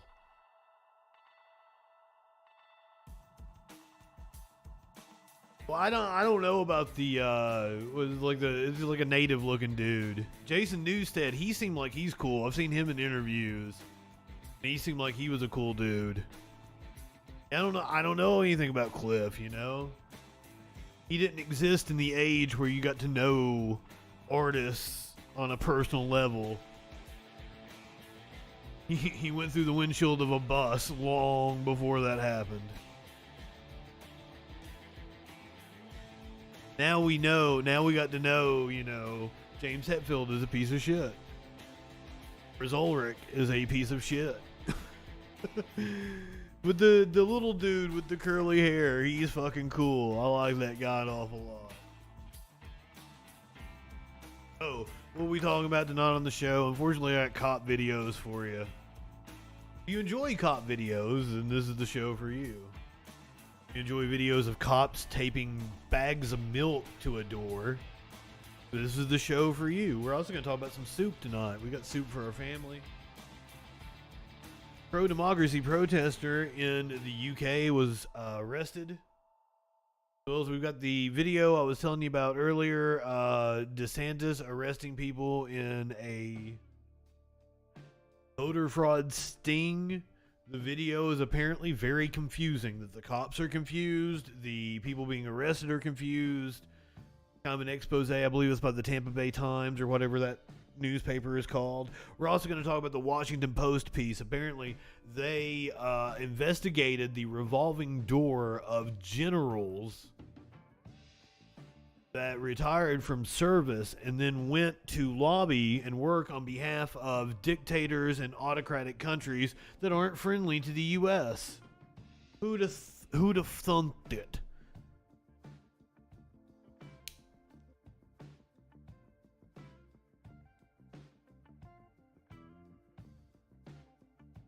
So, jam-packed show tonight. Tones, good evening. Do you want to talk about the Rubio Demings debate first? Demings was very likable. I feel like she went in there very much with the idea that she was going to talk down to him.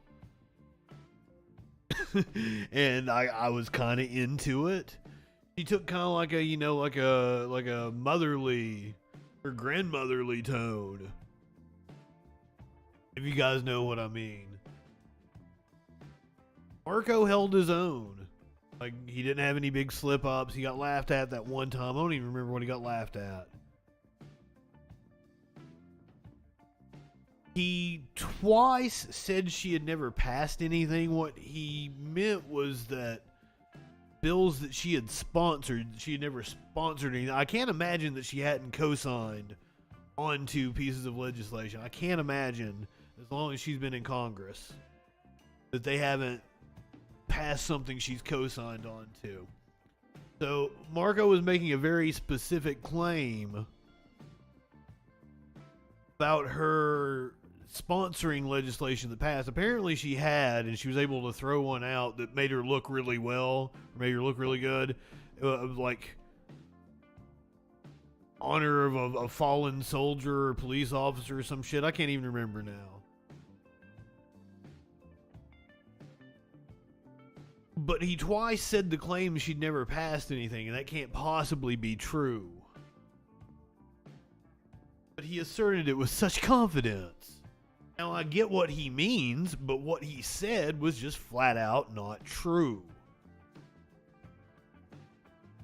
So I just want to point that out. Also, what was the thing that I had to look up?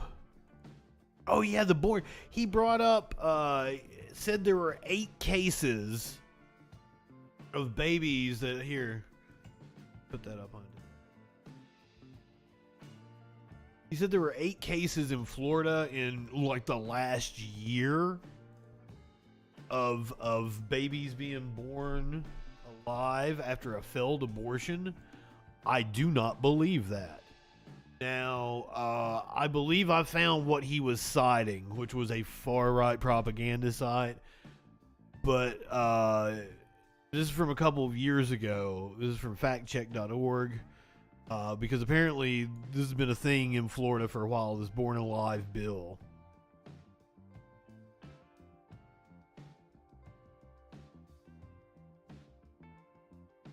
Okay, so what statistics are available on cases of failed abortions in which a baby is born alive? How often does it happen? Some limited data on babies born alive as the result of an abortion procedure, but it's unclear what the medical circumstances were in each of these cases.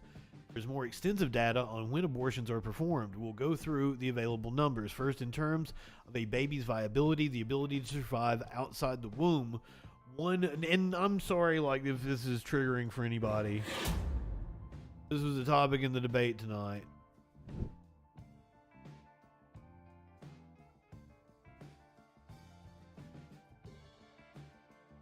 The ability to survive outside the womb. One 2015 study in the New England Journal of Medicine on preterm birth said active life-saving intervention for infants born before 22 weeks of gestation is generally not recommended, whereas the approach for infants born at or after 22 weeks of gestation varies. The study noted the extremely difficult decision on whether to use treatment for infants born near the limit of viability, saying that while in some cases treatment is clearly indicated or not, in many cases it is unclear whether treatment is in the infant's best interest. The study looked at cases of 4,987 infants without congenital anomalies or birth defects born before 27 weeks of gestation. It found that 5.1% of babies born at 22 weeks of gestation age survived, and 3.4% survived without severe impairment. Weeks further into gestation at 26 weeks, 81.4% of babies survived. This is just them surviving.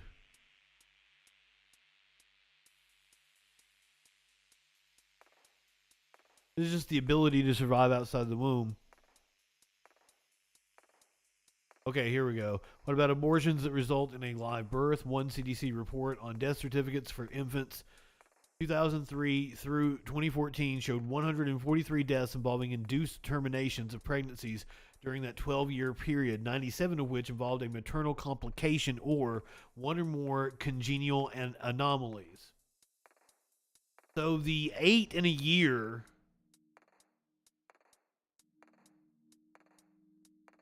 does seem to comport with that number that seems national. This is 143 deaths over a 12-year period, 97 of which involved maternal complications or one or more congenital anomalies. The data only includes deaths occurring to those infants born alive. Fetal deaths, stillbirths are not included. CDC noted that the 143 number could be an underestimate of induced terminations of pregnancies. Looking at the data, the CDC found some cases where it was unclear whether a pregnancy termination was induced or spontaneous in such cases. So we don't even know if these are, like induced abortions. In such cases, if congenital anomalies and maternal complications also were involved, the CDC assumed those were spontaneous terminations due to the strong association between severe congenital anomalies or I may have been saying that wrong the whole time, or maternal complications and premature labor and birth. In other words, the CDC assumed such cases were premature labor as opposed to a decision to induce labor or in the pregnancy.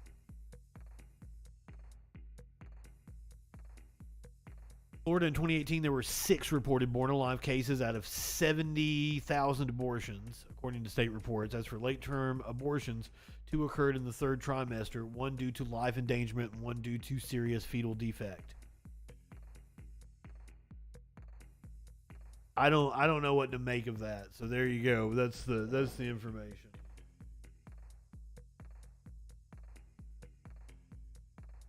Sounds like all of the cases and heartbreaking cases where people aren't just willy-nilly saying they don't want a baby, like right-wingers make it out to be, because they are intellectually dishonest. But hey, that takes us to our first story of the night. Biden says if the Democrats retain control, they will codify Roe v. Wade. Meeting at the Howard Theater in Northwest D.C. There, the president urged voters to put more Democrats in Congress in next month's election to keep control of both the House and the Senate. If we do that, here's the promise I make to you and the American people. The first bill that I will send to the Congress will be to codify Roe v. Wade.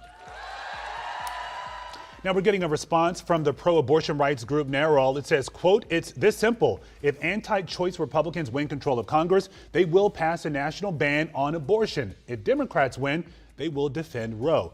And now this from the group Susan B. Anthony Pro-Life America. We encourage pro-life Republicans to keep going on offense. I think there is willpower in the Senate that if there are 2 or 3 more Democrats in the Senate, they are indeed going to pass it. And it would pass the House if Democrats retain control. I mean, if they retain control by 3 or 4 seats. There are a couple of pro-life Democrats. Early voting is underway in several states, including Georgia. Georgia breaks first day early voting record, nearly doubles the figure from the last midterms. Turnout for Georgia's first day of early voting set a new state record for a midterm election, state election officials said. More than 131,000 Georgia voters cast ballots since early voting began on Monday. bigger for you. The new early voting data in Georgia comes 3 weeks before Election Day with high-profile candidates Raphael Warnock, Herschel Walker, Brian Kemp, Stacey Abrams, and Marjorie Taylor Greene on the ballot. I think Marjorie Taylor Greene is in any danger of losing her seat. Polls have really tightened in the Walker-Warnock race. Abrams is still within striking distance of Kemp. That's where everything is at in Georgia, at least. Turnout from Georgia's first day of early voting set a new state record for a midterm election, nearly doubling the figure from the same time period in the previous midterms, state election officials said on Tuesday. 131,000 Georgia voters cast ballots since early voting began on Monday, according to the Office of Georgia Secretary of State Brad Raffensperger. The figure represents an 85% boost. 85% boost over the 2018 midterms. Georgia's latest tally is also nearly as large as the state's first day of early voting in the 2020 presidential election. New early voting data in Georgia, which corresponds with a similar surge in turnout during the primary season, comes 3 weeks before the November 8th midterms, when the balance of power in Congress and key state-level posts will be decided.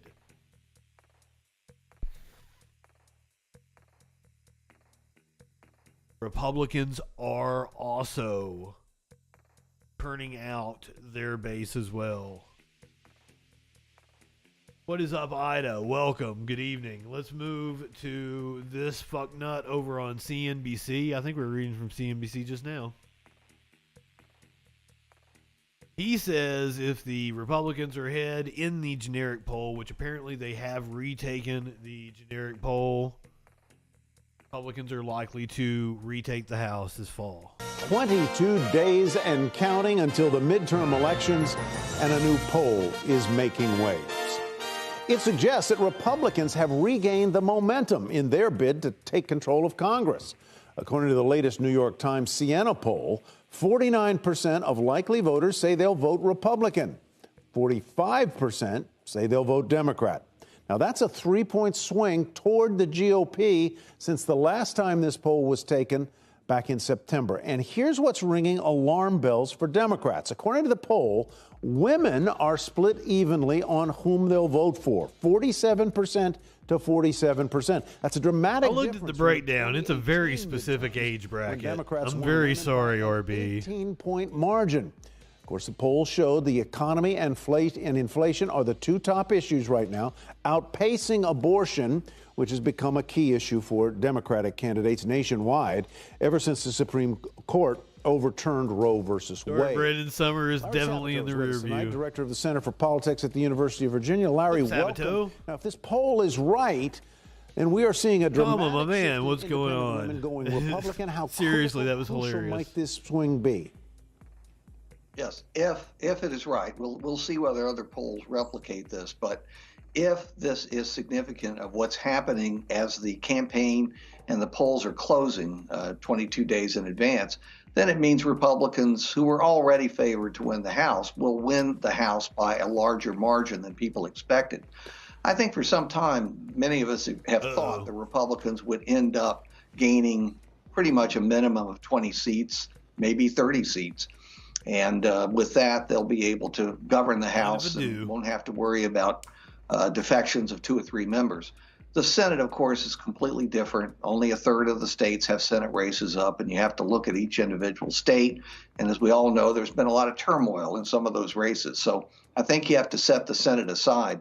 But look, if Republicans are leading in the generic ballot, the 49% for Republicans. I do want to point out that Iowa is back in play. We thought the Democratic candidate was sinking after allegations that he got a little handsy with one of his staffers, but it looks like I don't even remember the dude's name, Frankenfurter or something. No, Michael Franken in Iowa actually stands a chance of possibly taking out Chuck Grassley. Possibly. It's 46% for Democrats. Republicans are almost certain to win a substantial majority in the House.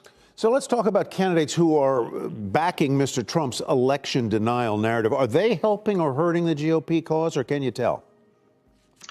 Well, they're hurting, at least in the states that are competitive, because those are governor's races, secretary of state races, in some cases, U.S. Senate races. They do hurt because it seems unreasonable to the same independents who say they would like to vote Republican or are voting Republican in other races. So they would be better off if they simply abandoned that position or at least didn't bring it up very often. Yeah. We've seen a couple of debates already. I still think Tim Ryan wins in Ohio. I still think Mandela Barnes pulls it out in Wisconsin. I still think Fetterman wins in Pennsylvania. There's a net gain of 3 seats, Democrats. I think it's possible that, hey, they lose in New Hampshire. I don't think Arizona's in play. Apparently, Georgia is far closer than one would think based on Herschel Walker.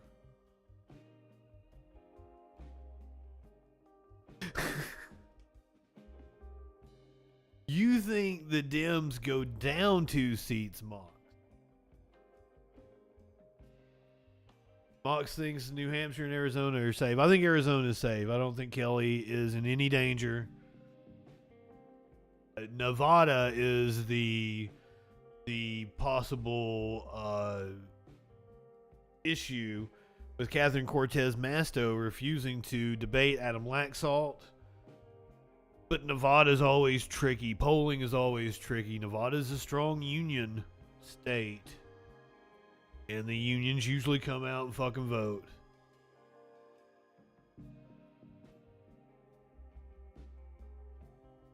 You think Nevada's Dunsville? You think Wisconsin, Florida, and Ohio? Well, Florida wouldn't matter. Florida, a lot of people wouldn't expect Florida to even be in play. Wisconsin, I can see. Apparently, Ron Johnson opened up a lead in Wisconsin following the debates where Mandela Barnes did incredibly well. I don't know. I think Ryan pulls it out in Ohio. Nevada, it's hard to get a what's going on in Nevada, especially because we don't have a debate. Watched a rally. We got to hear Adam Laxalt speak during a rally. I still think the Democrats pick up 2 or 3 seats. They've got too many in play. And there are shit-ass candidates from the right. And this isn't, I'm not even bringing up North Carolina. North Carolina is in play.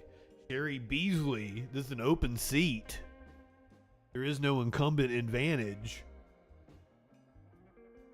Ted Budd is a strong Trump-backed candidate that's polarizing, and Beasley was a... I try to point it out to the chat, like, you may not like what she's saying, but, like, she may win in North Carolina. She was a Supreme Court justice. She was very conservative. But she was likable. Ready, of course, the Georgia one the other night was a big headline maker. Tonight, several more of them: Ohio, Utah Senate, Georgia, and Iowa gubernatorial. Have you seen any Democrat anywhere offer a powerful rebuttal to Republican attacks on inflation and tagging the Democrats with responsibility for it? No, and Tyler, that is, I think, the biggest failure of the Democratic campaign. You can understand why they're stressing abortion rights. You can understand why they're talking about the future of democracy. But the number one issue has been and continues to be, and may be growing in importance, inflation in the economy. Where is the Democratic rebuttal? It's not enough to simply change subjects, which a lot of Democrats have been trying to do, and they need to get on this quickly.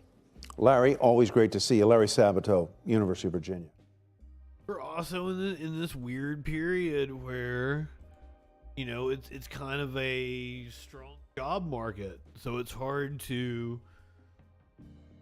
gauge what's going on out there. But the media is definitely hammering home inflation. We've heard about it in every debate. It has been the leading question in several of the debates. The Supreme Court declines to consider a challenge to a racist citizenship law. The layoffs are coming from large companies that were overvalued anyway. They're shedding jobs because they were bloated to begin with. So I don't know. I don't know exactly what's going on. Intel announcing layoffs is very surprising. It is very surprising to me. Consumer confidence has still been going up. It's weird. It's weird. Supreme Court on Monday refused to reconsider the so-called insular cases, a series of cases decided in the early 1900s that are infamous today for their racist foundation. The court's action dashes hopes of American Samoans who are seeking birthright citizenship. It also leaves intact a 10th Circuit decision that has been seen as breathing new life into constitutional distinctions between U.S. states and territories, which former Acting Solicitor General Neil Katyal said established a second class of unequal Americans. Thank you, Supreme Court. Attorney Neil Weir, president of the organization representing the plaintiffs in this case, echoed the sentiment. The Supreme Court's refusal to reconsider the insular cases today reflects that equal justice under the law does not mean the same thing for 3.6 million residents of U.S. territories as it does for everyone else. At issue in the case was the way that people born in various U.S. territories are treated under law when it comes to U.S. citizenship. The Constitution says that anyone born or naturalized in the United States is a citizen of the country, but for U.S. territories, eligibility for birthright citizenship in the territories is controlled only by Congress. It is not constitutionally guaranteed. Wow. Residents of Puerto Rico, Guam, the U.S. Virgin Islands, and the Northern Marianas Islands are deemed U.S. citizens. Marianas. I said marinara.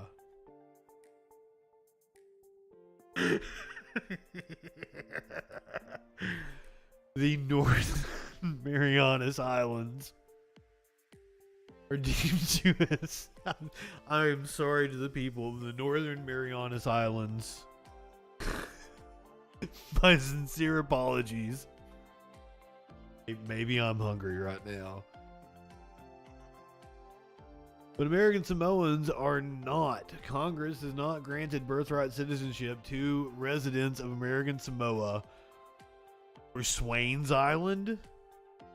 I have not heard of that one. What the fuck is Swains Island? Both of which are only classified as outlying possessions. Hold on. Swains Island.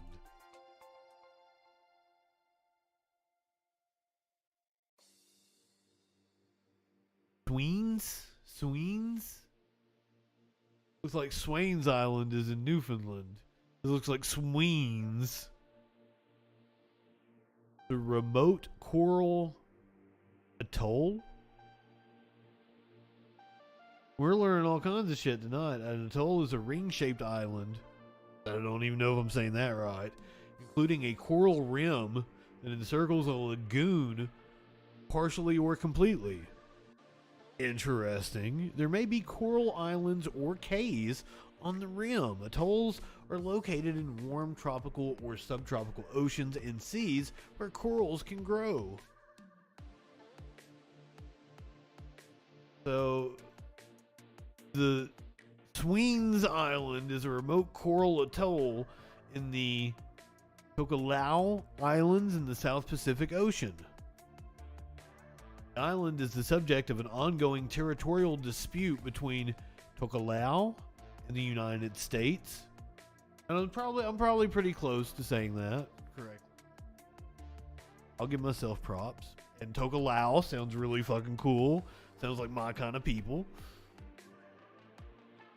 So it's a territorial dispute between Tokelau and the United States, which is administered as part of American Samoa since 1925.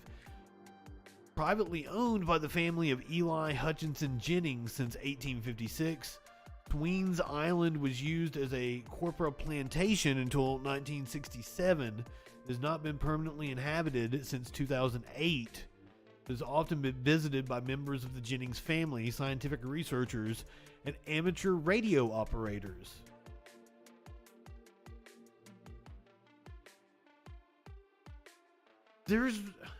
I don't know if this one's it, but there's one island that's a U.S. designated territory or whatever the fuck that we just use it to get bird shit from. Apparently that shit is very valuable. We just use the island to get bird shit from it. It was like it's got a lot of rocks and bird shit on them. What's it? It's got a name. Guam? No, that's a country. No, I want to say it starts with a G or some shit like that. Sounds like there's some weird history with this fucking island, though. Anyway, the Supreme Court declined to give citizenship to American Samoa citizens. So, yet again, fuck the Supreme Court. That's how we got on to talking about the Swings. I don't know if I'm saying it correctly. It hasn't been inhabited since 2008.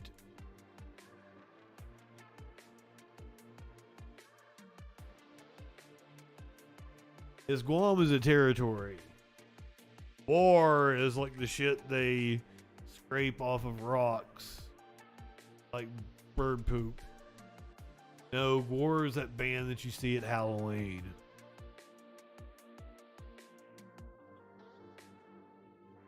I'm sorry. I apologize to everyone listening to the stream.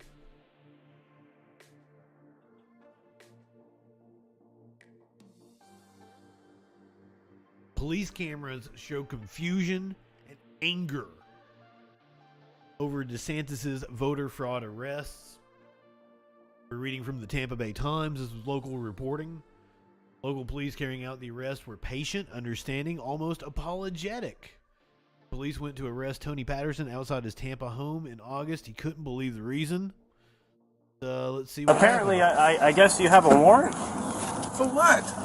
I'm not sure. For voter stuff, man. For voters. It's what it is. I think the agents with FDLE talked to you last week about some voter fraud, voter stuff, when you weren't supposed to be voting, maybe. I didn't. So. What are they talking about? That's what we're not the case agents, but what you got to do, they have reduced your bond quite a bit.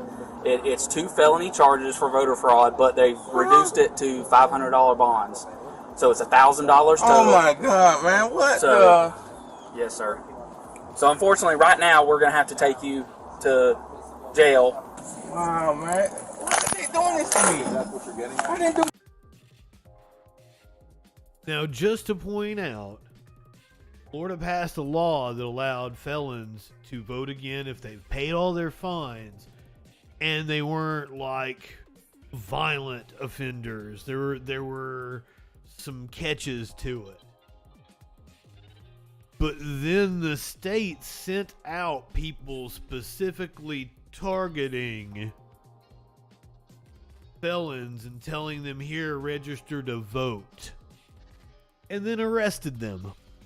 Nothing, nobody, man. Voter fraud. What is voter fraud?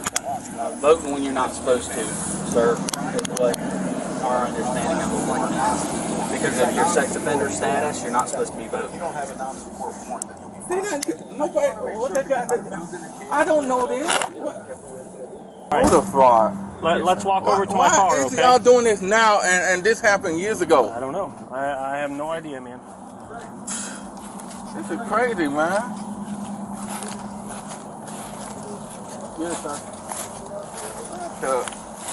We're going to go over to the hood of my car and I got to search you, okay? What is wrong with this state, man? What is wrong with this fucking state? Voter fraud. Florida. It's Florida, sir. That's what's wrong with that state. The ween of the United States. The August 18th arrest, conducted hours before DeSantis called a news conference, of course he did, to tout his crackdown on alleged voter fraud, were carried out by state police officers accompanied by local law enforcement. Never before seen footage obtained by the Times Herald through public records requests offers a personal glimpse of the effects of DeSantis' efforts to root out perceived voter fraud. Yep, we got another one here. So this is Ramona Oliver being detained by the police. Oliver, you just got married, right? Yes. Okay. So, ma'am, we have a warrant for your arrest. For what? For voter fraud. Good, how are you, sir? Right? Boss, how's it going? Oh my God. How's it going? Let me tell my husband. We're telling him. He's right here. Right here. So if you can put your hands behind your back, please. Oh my God. Do not move. Ultimately, ma'am, you have a warrant? Okay. The warrant. Listen, hold on, listen. I know you caught off. Oh my God, she's shaking. Right. So you have a warrant. I'm so it's for sorry, voter man. fraud. Okay. Hear me out. It's an ROR. You know what an ROR is? Oh my God. You go in, you get booked, and then they're going to release you from booking. You can go right out. You're going to be right back out. Okay? Right back But you have a warrant. And it's from FDLE, okay? Okay. All right? So I know you're caught off guard, but unfortunately that's how this stuff works, okay?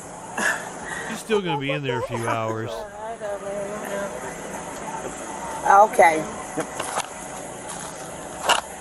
I'm like, voter fraud. I voted, but I ain't commit no fraud. Well, so that's the thing. I don't know. Noticing a pattern, are you, warlord? You do have a warrant. That's what it's for. Okay? Oh my God. So now, are Democrats being hyperbolic when they say Jim Crow 2.0? I don't know. This is anecdotal. Here's another arrest. Nathan Hart detained for voter fraud. Hey, Nathan. Hey, Nathan. How you doing? Might come out and talk to me real quick? Sure. How are you? Doing well. Hey, unfortunately, you got a warrant out, okay? Warrant? Yes, sir. Dude's got a shirt on that says, I'm a dick 316.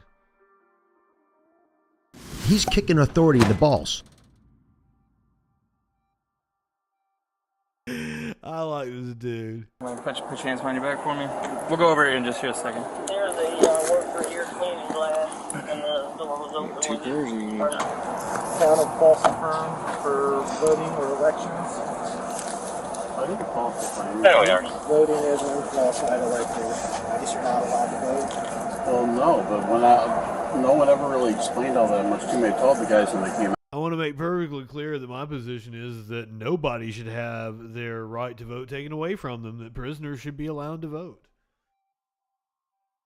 Perverse to give the state an incentive to lock people up and deprive them of their vote. Out here, said I was at the driver's license place, getting my new driver's license. Yeah. The guy there asked me, he says, hey, can you vote? He says, hey, are you registered to vote? I said, no, I'm a convicted felon. I'm pretty sure I can. He goes, well, are you still on probation? I said, no, I got off probation like a month ago. He goes, well, then you can probably vote. Hey, just fill out the form, and if you can vote, then they'll let you give you a card. If you can't vote, then you won't. And I'm like, all right. He says, well, just fill out the form, and if they let you vote, then you can. If they don't, then you can't. And there's your defense. You know what I'm saying? I mean, that sounds like a loophole to me. Well, we can hope. I hope there is a class action suit against all of the cops involved in this. Ron DeSantis. State law says that a voter has to willfully commit the crime, a hurdle that has forced some prosecutors not to charge ineligible voters. In Lake County this year, for example, prosecutors declined to bring charges against 6 convicted sex offenders who voted in 2020. In all of the instances where sex offenders voted, each appear to have been encouraged to vote by various mailings and misinformation. This is according to the prosecutor in the case. Each were given voter registration cards, which would lead one to believe they could legally vote in the election. The evidence fails to show willful actions on the part of these individuals. DeSantis' voter fraud arrests are being carried out by the Office of Statewide Prosecution, which is restricted by law to prosecuting crimes including voting involving 2 or more judicial circuits. Those crimes are usually complex, often large-scale, organized criminal activity. Even the Tampa police officer driving Patterson to the jail seemed surprised by the charges against him. En route, the officer received a phone call and appeared to briefly discuss Patterson's case. And my brother told me to vote for these people. Vote. I didn't even want. That's what I'm talking about, man. I always listen to everybody else. Vote for this. Vote for. Man, come on, man. And then I thought my fucking felons were able to vote. That's why I signed a petition for. And this dude has now been properly scared out of ever voting again in his life. Fuck it. It is not worth this bullshit. And that's the chilling effect these kind of actions have. Even if he sues and wins money for wrongful arrest, I'd say he's still going to be like, fuck it, because he didn't want to vote to begin with. If I remember. Why would y'all let me vote if I wasn't able to vote? I'm not sure, buddy. I don't know. And then why now? This happened years ago. Why now? DeSantis could hold a press conference. Why me? He's running for president. CRA about to take this guy to jail.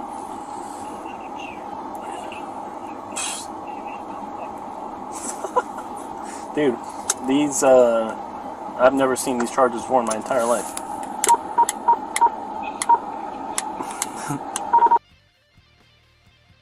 Yep, even the cop seems bewildered. Surely they know something funky is going on. That, ladies and gentlemen, is what Governor Ron DeSantis is doing down in Florida. I do want to point out, we get a debate. Ron DeSantis and Charlie Crist is Monday. Ron DeSantis, the Republican incumbent for governor in Florida, who's pulling this kind of bullshit, be debating Charlie Crist, the former Republican governor of Florida, now Democrat candidate for governor. He's worse than a shit lib, but I mean, better than DeSantis? I don't know. It's Florida, man. Florida. Val Demings wins. Hell yeah, because like that's the best Florida could ever hope to do. Shit, I'm amazed Marco isn't worse than what he fucking is. I mean, look at the other senator from Florida, Rick motherfucking Scott. I'm just saying, Florida doesn't have a good track record. Sorry to pick on Floridians. Really sorry, people of Florida. You know I love you. A pro-democracy protester was arrested in the UK outside of the Chinese embassy, I do believe. The Chinese consulate.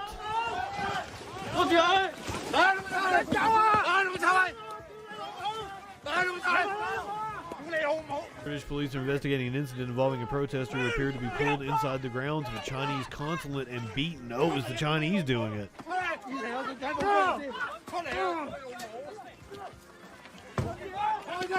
The incident took place during clashes at a pro-democracy demonstration where banners and slogans against the Chinese Communist Party and President Xi Jinping have been erected.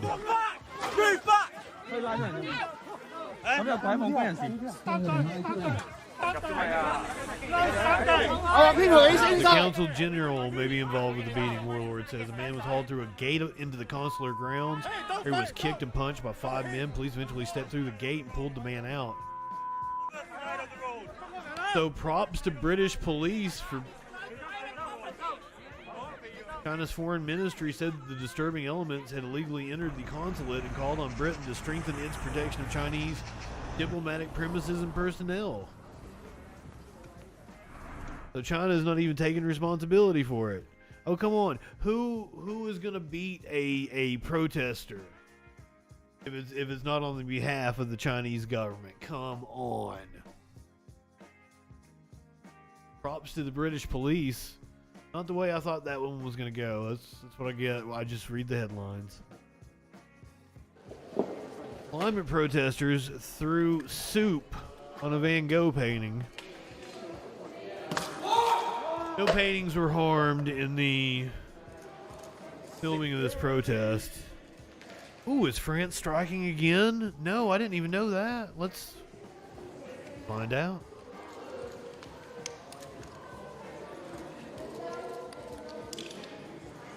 I'm kind of surprised that the British police stepped into the consulate and pulled the dude out. Worth more, art or life? Is it worth more than food? Worth more than justice? Are you more concerned about the protection? I'm concerned about the fact that you used like a can of Heinz tomato soup. That shit is nasty. I'm sorry. I am a food snob. I really am.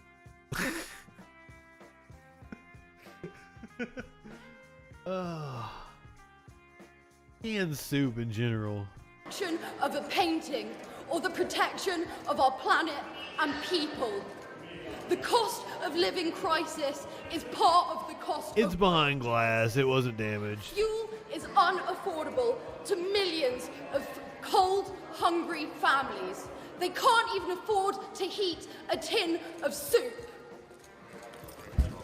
Meanwhile, crops are failing. Millions of people are dying in monsoons, wildfires, and severe drought. We cannot afford new oil and gas. It is going to take everything we know and love. I mean, they're right. Oh God, you want to hear right-wingers in Australia talk about them? Let's do it. Don't argue against climate change. You are no better. Than this Just Stop Oil mob who vandalised a Van Gogh painting at the National Gallery in London. Was his name Van Gogh? Have I been getting it wrong all this time? Famous Van Gogh sunflowers painting. We've got a bit of a clip here. We'll just show you that, then we'll talk about it.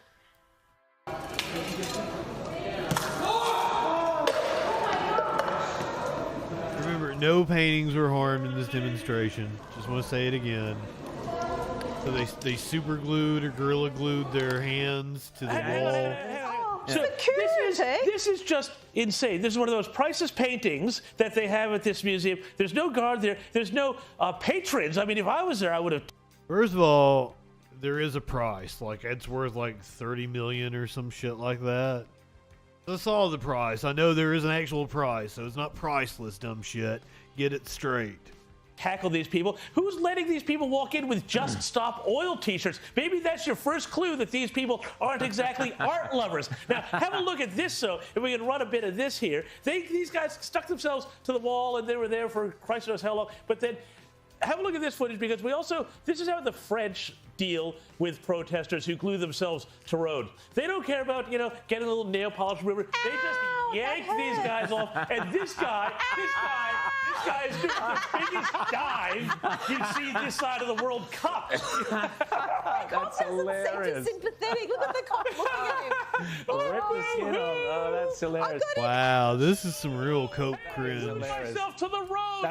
That is really funny. But to your point, maybe when they saw the T-shirt, they thought it was a Watercolors Lovers Association. Yes, Just Stop Oils. Painting. Just Stop Oils. Yeah. But this Van Gogh sunflower, we predicted this. Sarah Dudley on the cover of the Spectator Australia 2 I didn't years even ago get the soccer reference. Sunflowers would be the target of right over my head. These sorts of cultural cleansers, of these decolonizers, of these kind of leftists.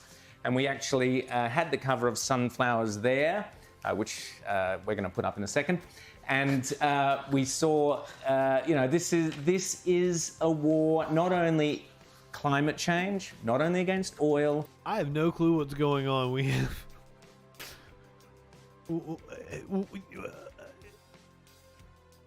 It says cultural cleansing on the screen. And there's a like a Raid spray bottle, I guess. Roundup, a Roundup spray bottle, but it says decolonizing spray. Kills 99% of slavers. Eliminates imperialists. Blocks white privilege.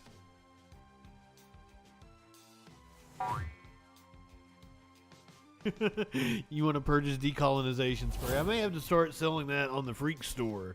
The spray bottle is based. Cultural cleansing. Let's get back to the real news.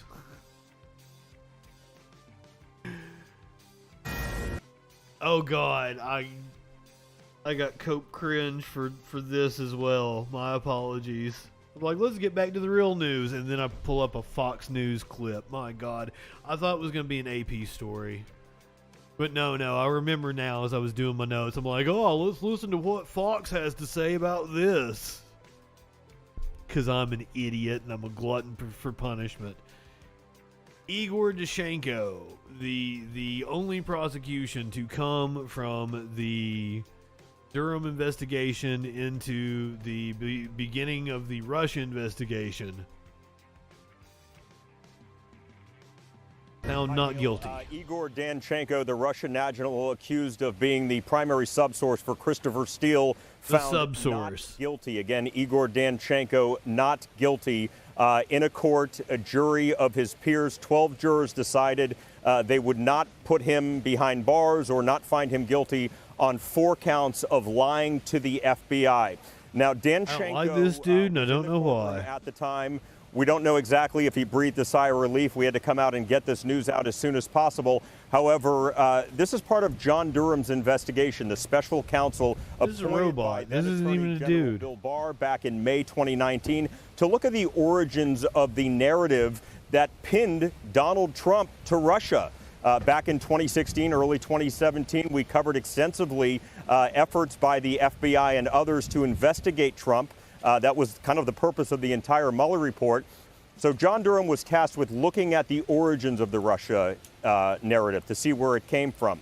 He charged a Hillary Clinton campaign attorney named Michael Sussman last year. Michael Sussman was on trial also for lying to the FBI. He was acquitted in May. And this is John Durham, the special counsel's second loss in a court of law. 0-2. We've been told that John Durham is still going to move forward with a narrative, something written, a report, a full report for the public to be able to see, kind of weaving this entire narrative and really putting a bow on this more than 3-year investigation. But right now we can tell you, I hope it's an apology to all of not us. Guilty on all 4 counts. Neil, jurors began deliberating yesterday at 2 in the afternoon, went for 3 hours, went all day today. We were kind of wondering what was going on today, and then about 40 minutes ago they had a question about a conversation that took place with an FBI agent. Then about 20 minutes later, they came back and they said not guilty on all 4 counts. Neil? One of the counts, a 5th count, was dropped by the judge earlier. So I'm just wondering what this does to Special Counsel John Durham's case going forward. There is no case going forward, Neil Cavuto. We'll have to see what happens. And that what was dropped was a conversation that Danchenko allegedly had with a man named Chuck Dolan, who's a Democratic operative. The special counsel said that Danchenko spoke to Dolan and used some of that information in the Steele dossier, that document that was, trying to take down Donald Trump. However, Danchenko's attorneys and the judge ultimately said Dolan and Danchenko communicated via email, so they technically did not speak. Therefore, Judge Anthony Trenga threw out that one charge on a technicality. What happened today, Neil, was 4 different counts dealing with Danchenko talking to an FBI agent named Kevin Helson and repeating. So we're not throwing it to the 5 or anything. We're not going to get any real good cope here. Let's move on to this investigation. This is one by the Washington Post. Washington Post investigation finds a new revolving door for retired U.S. military. We found that more than 500 retired U.S. military personnel since 2015 have gone to work for foreign governments or for foreign-owned companies. The vast majority of those are in the Middle East. One of the most prominent of these consultants is retired four-star General James Jones. Jones spent decades in service to the United States of America. The American people owe Jim an unbelievable debt of gratitude for a lifetime of service. Sounds like we owe Jim a kick in the ass. Four-star Marine General, Commandant of the Marine Corps, NATO's Supreme Allied Commander, Europe, and National Security Advisor to President Barack Obama. Jim has always been a steady voice in Situation Room sessions, daily briefings, and with meetings with foreign leaders. But there's one title that isn't advertised on the website of his private consulting firm, Jones Group International, and that's advisor to the Kingdom of Saudi Arabia and the country's leader, Mohammed bin Salman. The Saudis. He's working for Prince Bonesaw. Qatar, Kuwait, Oman, Israel. A lot of these retired U.S. military personnel have expertise that these countries really value as they try and expand their own militaries. It's a new revolving door, and it can be very lucrative for retired U.S. military personnel. The retired officers are supposed to get permission before accepting jobs with foreign countries or companies. The U.S. government wants to make sure that these retired military personnel retain their loyalty to the United States and that they aren't taking jobs or consulting roles that could conflict U.S. policy with what these people are doing overseas. They also still receive a pension from U.S. taxpayers. According to documents obtained by the Washington Post through the Freedom of Information Act, General Jones did receive permission from the State Department for his company to do business with foreign governments. In an interview with the Washington Post, Jones said that he and his company agreed to conduct an organizational assessment of the Saudi armed forces starting in 2017, but only after checking with officials at the White House, State Department, and Defense Department, and obtaining their support. Saudi Arabia has been in the news quite a bit because the U.S. government has accused the Crown Prince, Mohammed bin Salman, of orchestrating the assassination, the murder of Washington Post columnist Jamal Khashoggi. Now, General Jones and his company... Oh yeah, that's why Washington Post has it out for him. Crown Prince. So they were working for the Crown Prince before Khashoggi was murdered. After Khashoggi was murdered, they kept going. They kept working for them. In his interview with the Post, Jones said he was very shocked and surprised at what evidently happened to Khashoggi. But he said his company received encouragement from the U.S. government to keep working for the Saudis. Jones told the Post that he was worried that the Saudis would possibly drift off to other relationships with the Chinese and the Russians. So I think that's the question. It's one more of ethics. And in particular in Saudi Arabia, they've been carrying on a war in next door Yemen for the last several years. It's been a real humanitarian crisis. Funded by the U.S. If you were retired U.S. military personnel, in particular if you were high-ranking general or admiral, do you really want to go work for a government with not very good human rights records or governments that aren't democracies like the United States? Even harder to obtain have been records that show how much these generals are being paid. The Washington Post has been suing the government under the Freedom of Information Act to obtain that information. We hope to find out that information soon. Jones Group International continues to consult for foreign governments and companies, including Saudi Arabia.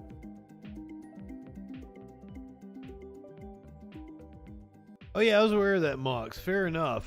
But the man still didn't deserve to be dismembered.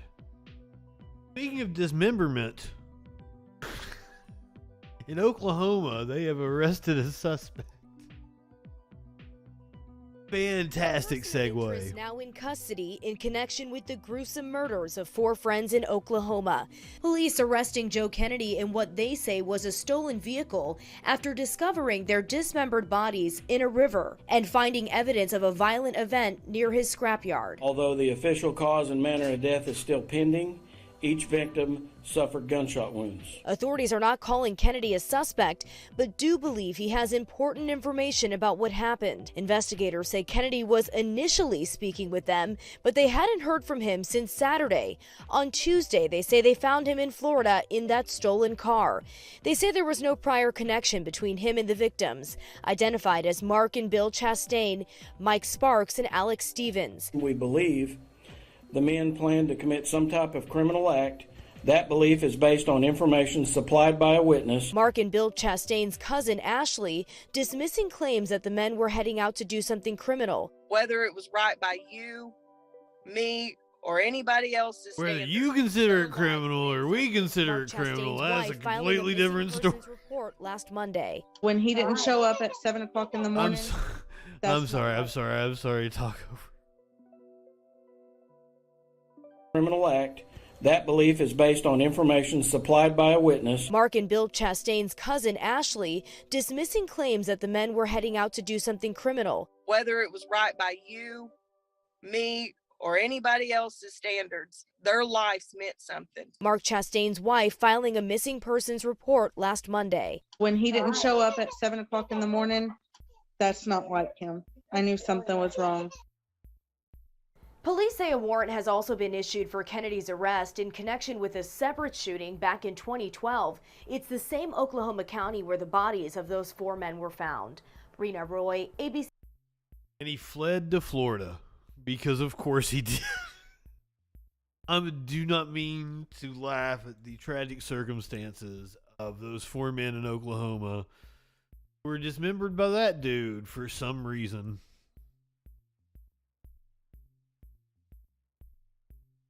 A woman in Oklahoma was stopped by the cops and apparently harassed. Property manager, which is like one step below a landlord, so, eat them. Also, she probably didn't deserve to be treated like this by the cops. Can y'all stop? Okay. Like, what are you doing? You got our seatbelt? Yeah. Please stop. Stop. Please let go of me. Stop resisting. Please, I'm not You got me. Yeah, you are. You got me. Okay, all right. What are you doing? Ma'am, okay, don't drag me out. Then get out of the car. I will if you will I've asked you multiple if times. you will Get out of the car. release my arm. Get out of the car. If you will release my arm, step out I of the vehicle. will. Step If out you of the will vehicle. release my arm, Step I out of the will. vehicle. Because you're grabbing my arm very tightly. Okay. You're grabbing my arm very tightly. She ain't going nowhere now. Let me go. Okay. And I'll get out. Okay. Step back. Don't start. Okay. Okay, it Now sure step back. is. Okay. And you're not. Why is she poking her? I know I haven't did Okay. anything Step wrong. out the car. Okay. How many times have I asked you? Please let go of me. What are you doing? Right. Let go of me. Let go of me. Let go of me. Because I can tell you already, I don't like that woman cop's attitude. I was hyperventilating so bad I started vomiting. Jelena Dunlop told Newsweek. I want the rest of this story. What's going on?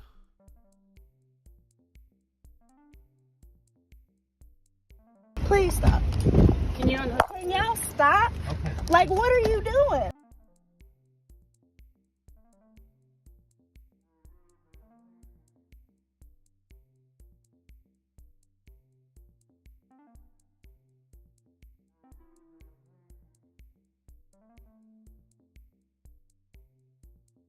Newsweek article, where is it at?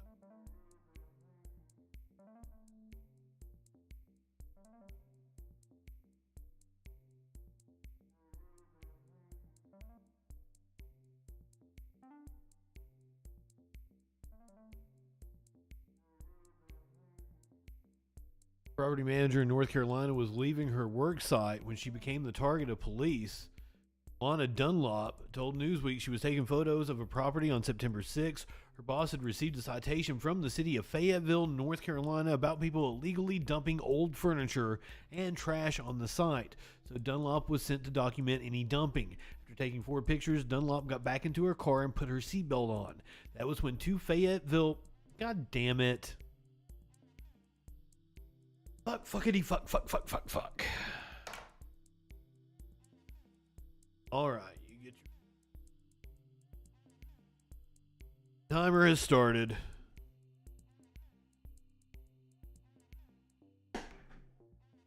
Trying to explain that she was taking pictures for her boss. You did it during the cop stories. The officers who were searching for a suspected fugitive nearby asked to see her identification. Dunlop refused, knowing that North Carolina is not a stop and identify state. That means residents are not legally obligated to provide an ID if they are not reasonably suspected of committing a crime. One of the police officers ran her license plate number and came up with her mother's name. Dunlap confirmed that the car was registered by her mother, repeating her own name for the officers, but they did not leave.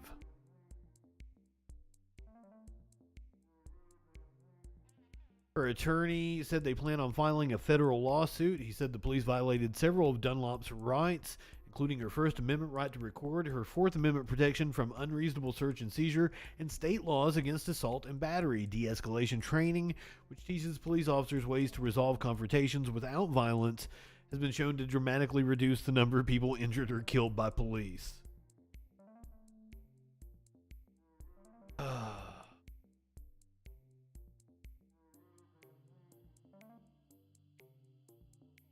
I probably should have hit the content warning forever ago, but here's another one for you.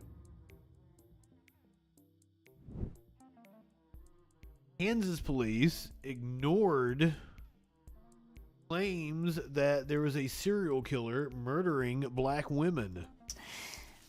A warning to our listeners and viewers. We begin today's show with a story that includes graphic details of sexual violence. On October 7th, a 22-year-old black woman in Excelsior Springs, Missouri, escaped from a white man who she says held her captive in his basement for nearly a month, whipping, torturing, and raping her repeatedly. The woman fled and knocked on a neighbor's door for help after the man left the house to take his son to school. About 7:30 a.m., I faintly heard a young female saying, "Help me." Lisa Johnson was the first person to encounter the woman and to help rescue her. She told the Excelsior Citizen the woman was nearly naked as she pleaded for help. It was actually like an S&M dress. It was plastic, black plastic, very short. It wasn't shorts, it was a dress.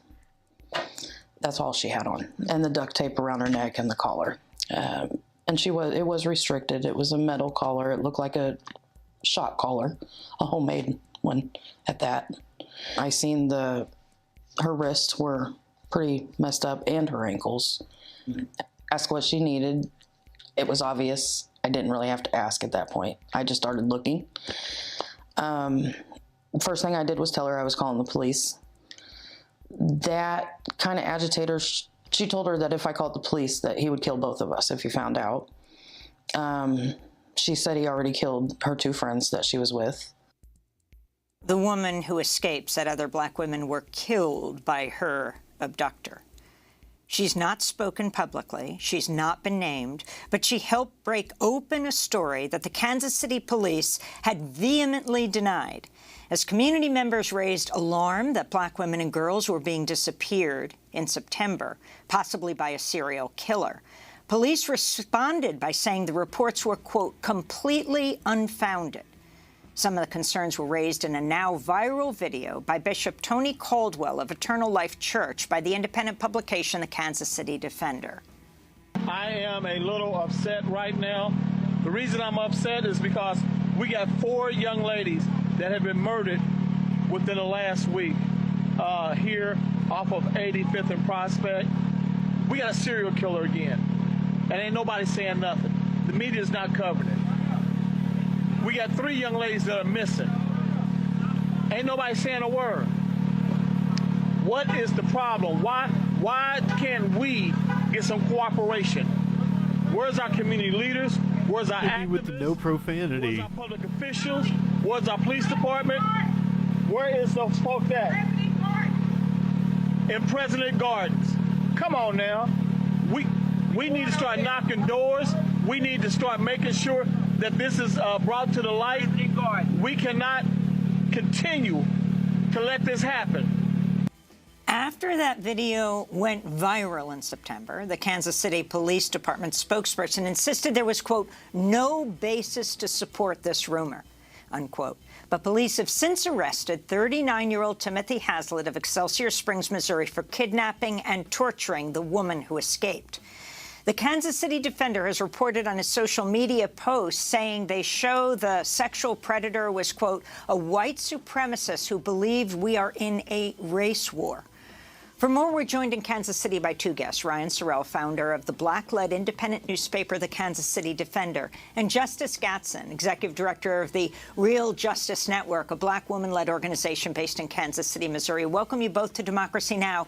I mean, Ryan, your Black-led independent newspaper has been leading the charge on this, as the police department adamantly denied there was any issue until this woman escaped with chains.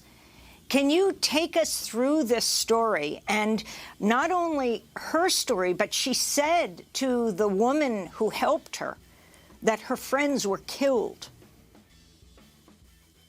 Absolutely. I mean, I think that this is one of the most horrific tragedies that I have ever come across in my lifetime.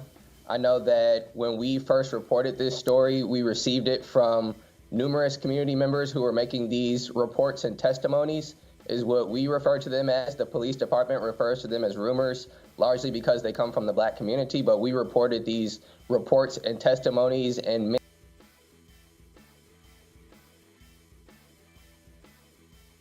police in Kansas City ignored calls from the Black community about women being abducted, raped, and tortured. Said it was completely fabricated, there was no truth to it, until a woman escaped wearing a plastic sadomasochistic dress and had duct tape and a shock collar on. Escaped, and that's how they were able to arrest the dude, who was a white supremacist. And the cops did nothing about it. Mid to late September, and rather than reaching out to us to understand and gather more information about where we got this information from, rather than reaching out to the community to understand where these concerns were coming from, the police department, 3 days after we reported this initially, came out and literally just said these are completely unfounded rumors, is what they called them. And as you mentioned, they said that there's no basis to support these claims. And so, to me and to us and our community, the number one. That was something I almost mentioned during the story, but the story kept getting worse and worse. She was able to escape when he took his kid. He had his kid there, took his kid. He had murdered people already, had murdered her friends. Took his kid to school. One problem with how the police department handled this situation was that they called it completely unfounded without doing any type of investigation at all. And it seemed, much more like they were actually trying to discredit our community voices and to silence our community voices than to, look after what was actually happening in our community. And to us, that's a testament to the type of anti-Blackness that is prevalent in our police department, which is also currently under. They were saying there was a serial killer. The police didn't believe them. They said, no, we had several young ladies go missing. This profile. And the police said, nah, unfounded. Federal investigation for racism and discrimination. And so once these new revelations came out, I actually reached out to the police department to see if they would update their statement or if they still maintained their initial position. We actually watched a video of one of the community leaders. And they said that they do still talking about there being a serial killer. Revelations that clearly show that they were wrong. They said they still maintain their position that what we reported, they said specifically, was completely unfounded. And so we think that this is a larger conversation even beyond this specific situation. We think that this speaks to the silencing, the violent silencing of Black women, specifically of the Black community at large here in Kansas City. And this is actually something that has been happening since the inception of the Kansas City Police Department. And we know that this is not the first time that this has ever happened. And Ryan, I'm wondering if you could elaborate on that, some of the department's legacy of inflicting violence on the Black community, and also at times even police officers I made it the 10 minutes, and it was the first time I ever did it all the way through. But to be fair,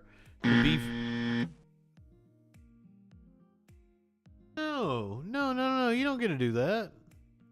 I didn't cuss. But to be fair,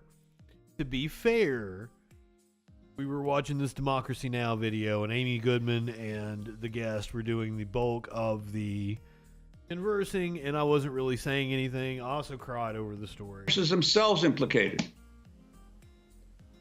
Absolutely. I mean, our police department, as I mentioned, is under federal investigation at this very moment. The federal investigation was launched a little bit over a month ago. Even just this past year, there have been multiple cases where the police department has been indicted for corruption. For instance, a situation last year where the very first police officer in Kansas City Police Department history was finally indicted for the murder of an unarmed black man. And in that case, this was the case of Cameron Lamb. In that case, it was proven in the courtroom that the Kansas City Police Department planted evidence. They planted a gun and said that it was from Cameron Lamb. In another instance, a man does not shock me at all. Texas, they apparently planted a bag of milk on somebody.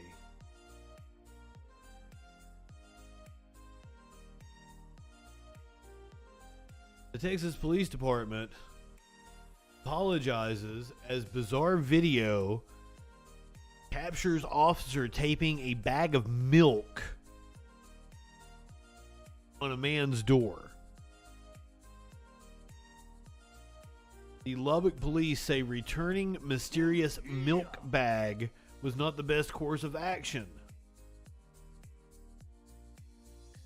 Hollywood Hulk Hogan 69. You live in sexual anarchy? Thank you for being a freaking follower.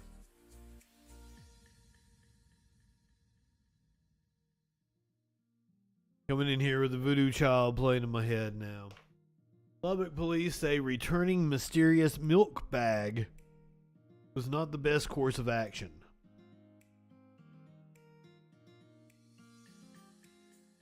Police department in Northwest Texas has apologized for taping a see-through bag of, and the story is using quotes on milk. Front door of a man who it wrongfully believed was the rightful owner of the spilt white substance. JR, a local radio host for KRBL in Lubbock, shared a video from his Ring doorbell camera on Facebook last Wednesday when he said he was stunned to find a small amount of white liquid inside a see-through bag taped to his front door.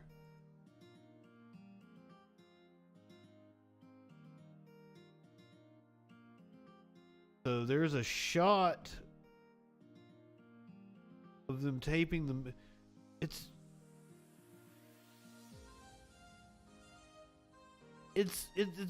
barely any fucking milk.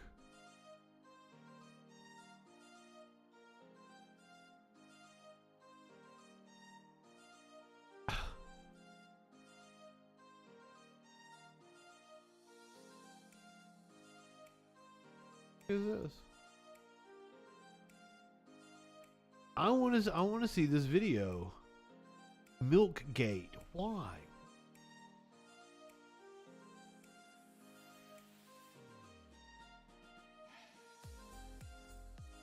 Give me the milky deets. Here we go. Not Uber Eats, not those kids playing a prank on you, not an early morning wake-up call. But a bag of milk in a place that you would least expect it, and the Lubbock man who lives on the other side of the door has now gone viral. KOBK's Jaxie Pigeon talked with him today. Matt, Terry, JR says he's had a lot of weird things happen to him in general, but this one takes the cake. Or should we say shake? Milk, that is. I open the door and there is something hanging, a liquid bag on my door. Is that? Some may think, as a Lubbock radio personality, JR is milking this for attention. This is not a radio stunt. This is real. It happened to me, and I don't know why. Utterly confused, he immediately checked his doorbell camera. His reaction?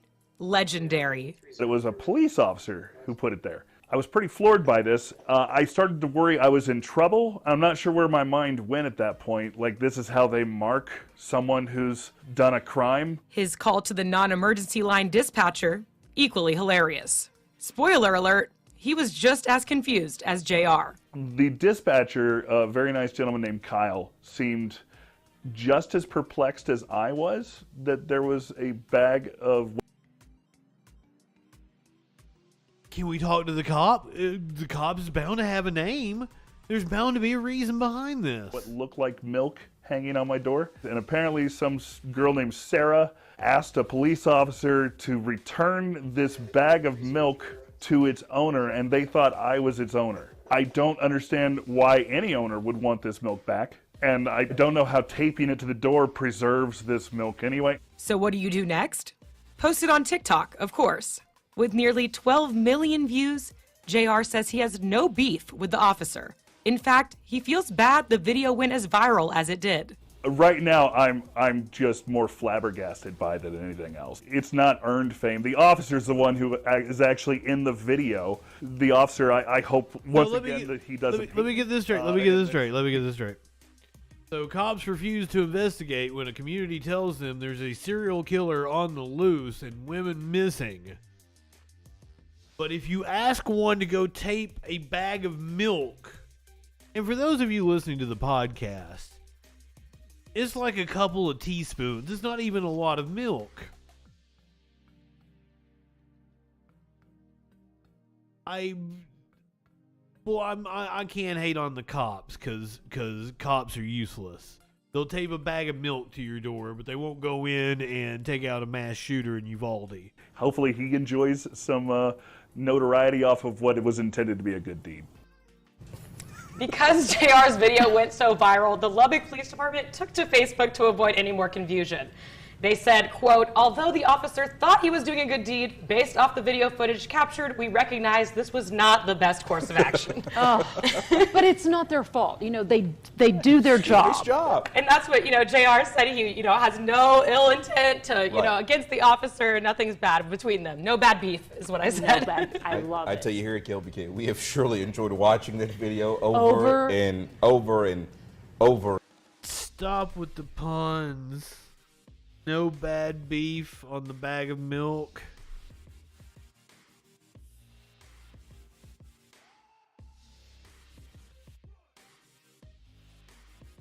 I switched stories. This was supposed to come before the milk bag. I probably should have, because this one might be like fucking serious here. Record. Let go of his neck. He's not going. Stole the bike right out of a friend of mine's yard. A witness stepped in and started recording as a 62-year-old man held the neck of a 24-year-old man who activists say is developmentally disabled. We're not showing their faces because no one's been charged yet. I didn't even touch it. The older man tells a 911 operator he was holding the young man because he believed his friend stole a neighbor's bike 2 days earlier. And he had one of the younger boys by their neck, like kind of strangling them. So I got out of the truck and I approached them, and that's kind of when I started recording them. D'Angelo Wright tells 12 News he wasn't sure what was going on, but knew it wasn't right. Because there's no reason why this man should be grabbing this boy by the neck. The man didn't answer when we went to his house near 25th and Beecher for his... Oh, you gotta love a reporter that goes to somebody's house and knocks on the door. Side of the story, community activist Von Mays organized a protest in response to the now viral video. To you, it signifies something larger. What is that? I mean, we still have a race and segregation problem here. While the man didn't make any racial comments, Mays is convinced. To grab someone by their throat, who he didn't even know if that kid was the kid who stole a bike allegedly or what was going on, but you immediately went to that level of violence. That assaulted somebody. We also tried to reach out by phone to the man in that video shot here, but it was disconnected. The district attorney's office say they haven't been referred any cases by police. At 20. Isn't that a picturesque Americana fucking street right there? Beautiful. 25th and Beecher, Nick Bohr, WISN 12 News. Police say the man eventually released the younger man. There were no physical injuries. Police say they'll send their reports to the district attorney for possible charges. I mean, the cops aren't going to do anything. We've seen that time and time again. Here's some kittens. You deserve it. This has been a wild ride. It's been a wild ride. No, don't you get me copyright claim. I think we might have watched this one before. I'm sorry. I think more people came in for the kittens than have been here all night. I don't blame you. Don't blame you at all. Do we have a debate tomorrow night? I don't think there is one.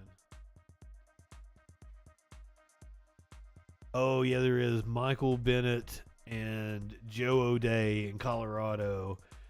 If that one comes on at 7, Colorado's on Mountain Time, so that'll actually probably come on at like 9.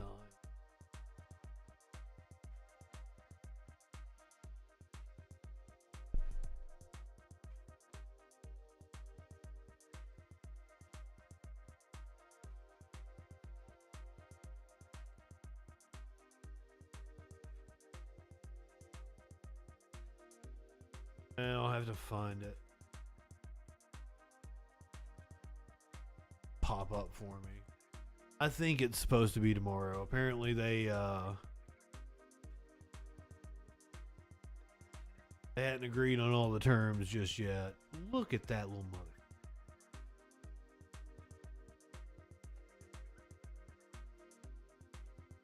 My God. She's adorable. Duffy.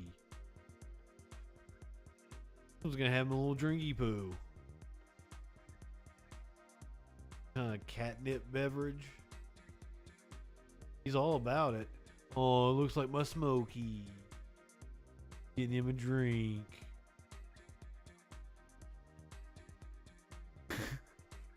That cat has a problem. Oh, that one has a problem. Got scared. Oh. Look, I didn't have any G.I. Joe that did that kind of shit.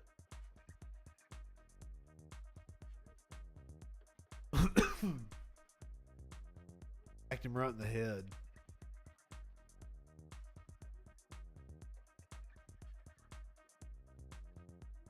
At me too, kitty. Ah, that's great. Oh shit, you have to go fish the motherfucker out.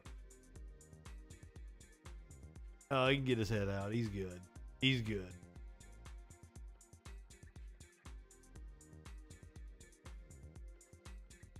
He's a chocolate. Chocolate isn't good for kitties.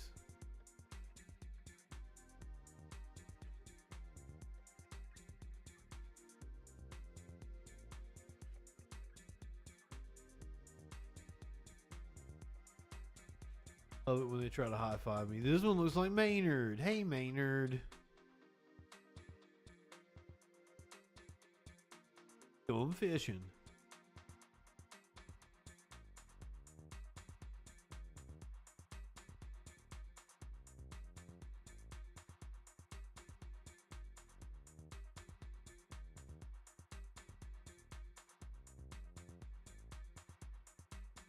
They're so scared of it.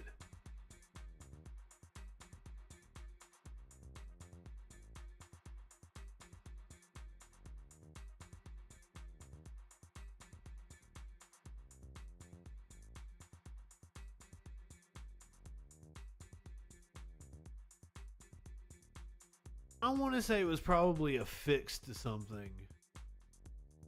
That fishing pole toy. The cat was laying on it. I want to say like it was probably on some kind of base. It was like over top it. Top it? That's not grammatically correct. My apologies. This little dude. Oh shit, he got scared. Got ran off, little fuck. Oh. I got a fishing pole somewhere around here.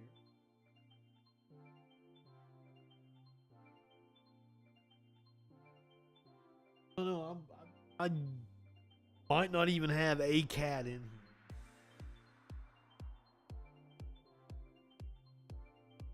Loki is in here.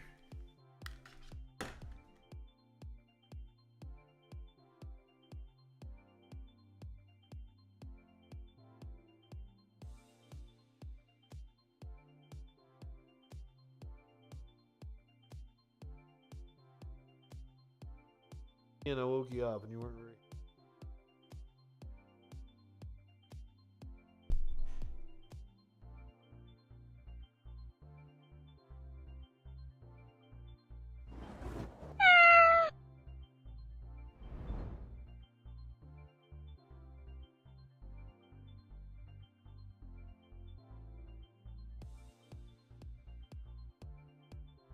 Where'd Hollywood Hulk Hogan go?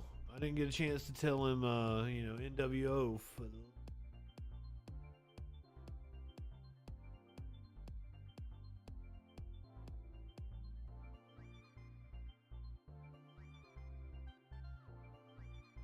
The other day when I raided into the Surfs, and I was like, maybe they'll shout me out. They did. That was super cool. Fucking Lance is awesome. Oh shit, hold on.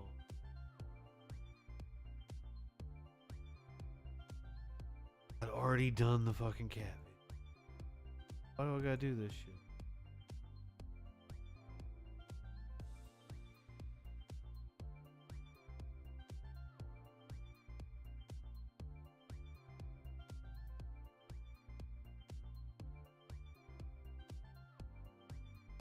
Watch a little cope here first.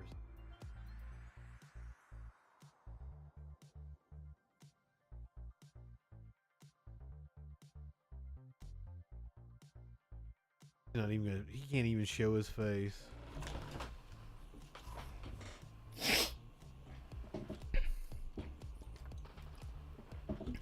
So Hillary's team was spying on internet traffic, trying to concoct the Trump-Russia collusion story, which they then spread the bullshit Alpha Bank story. They were creating this dossier with the help of a suspected Russian spy that was all garbage that was used to then spy on Trump. It's Trump's team. They were going after George Papadopoulos by planting spies and confidential human sources based on claims that were made by a Clinton ally in Australia, whose name escapes me right now. All he fucking talks about. All of this concocted by the Hillary team. Concocting the Trump-Russia bullshit story. When it was they that were communicating with suspected Russian spies, concocting this. Don Jr., when he met with that Russian lawyer, Veselnitskaya, walked out after 10 minutes when he realized she had nothing to say. We were told that that was treasonous, that Don Jr. should be locked up. That lawyer, Veselnitskaya, met personally with Fusion GPS's owner, who was being paid for by Hillary Clinton, a man by the name of Glenn Simpson.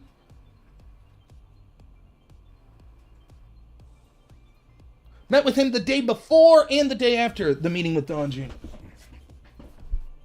Hi everyone, Justin Freakin's here, one of the dumbest people I've ever debated. Thanks so much for being here, Justin Freakin. He says that I'm concocting nonsense. Come on, Rob, just admit you're a fucking morons. Well, I did. Apparently I you're type not fast. a good typer. I'm not. And my keyboard sticks. Take the L, dumb fuck. Right. And this is the credibility. Now, this is someone, just so we know who Justin Freakin is. Justin Freakin's like a progressive type, like socialist type. He'll rail often, for example, about how our system is rigging the game against people like, civil rights leaders back in the day. The FBI was illegally spying on them. And money and corruption in politics means that we can't get progressive values that we really need. But he'll trust everything the FBI says, as long as it's against Trump. What am I wrong about? And again, when I debated Justin Freakin, I'm just not going to respond to him here anymore after this. It's worthless. He's beneath me He won't, just like all the other people I've talked about in these issues, he can't talk about the specifics of them. So what he'll do is just say, you're just wrong. The trial said you're wrong. Dude started spouting off like all this nonsense about the subsource and y'all. I'm like, I don't know anything about this shit. You're just like spouting off nonsense that you heard on like Reddit posts and stuff. And I found out like the right-wing think tank where his opinion came from.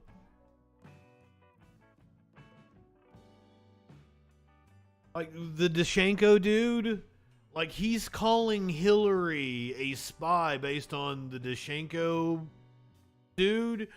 He was anti-Putin. He was the dude that exposed that Putin's dissertation on Russia was largely plagiarized.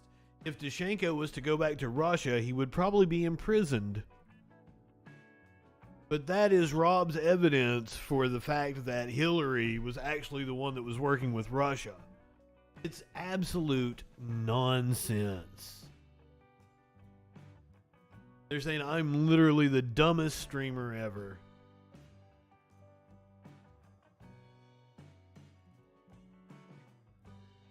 I debated Rob for like 3 hours. The first hour,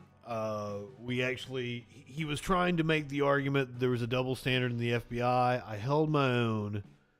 Then he started talking about the Hillary shit, and I shouldn't have gone down that rabbit hole, and it's an hour of just meaningless nonsense.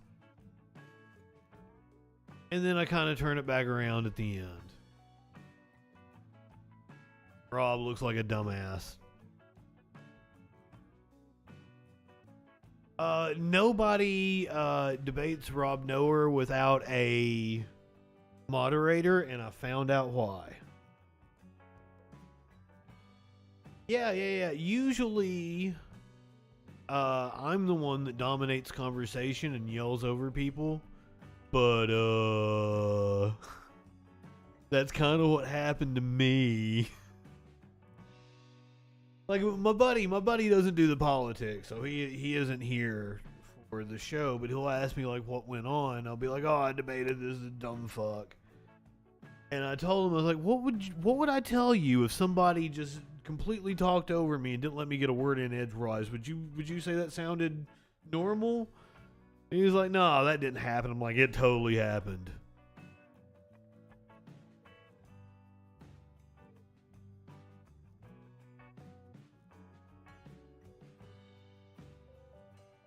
Yeah, they say I don't know what I'm talking about. Like, how many times does Durham have to lose in court?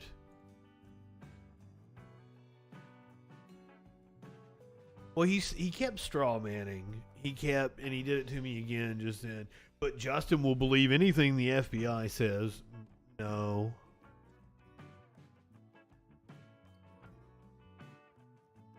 But Rob will believe anything any right-wing nonsense that he wants to believe says.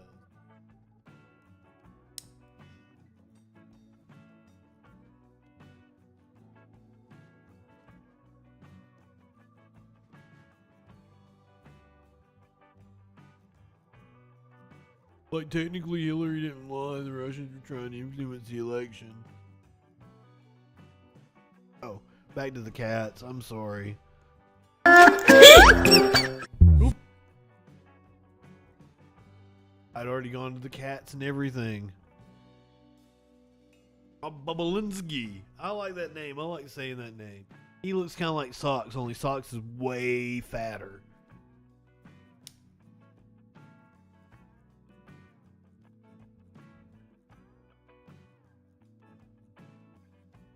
Now, I don't know anything about Pokemon, but I think that's the opposite of the way those Pokeballs work. I think they're supposed to catch the creatures, not make them appear. But once again, I don't know anything about Pokemon.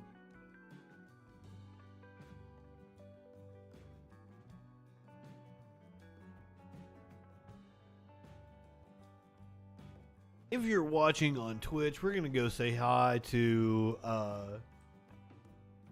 somebody online.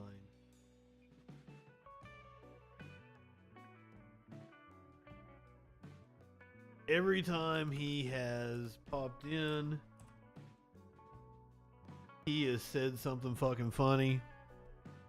So let's go hang out with somebody online. Go ahead, light one up, tip one back. It's all right to have a little fun when we're in the sack. I'm Justin Freakin.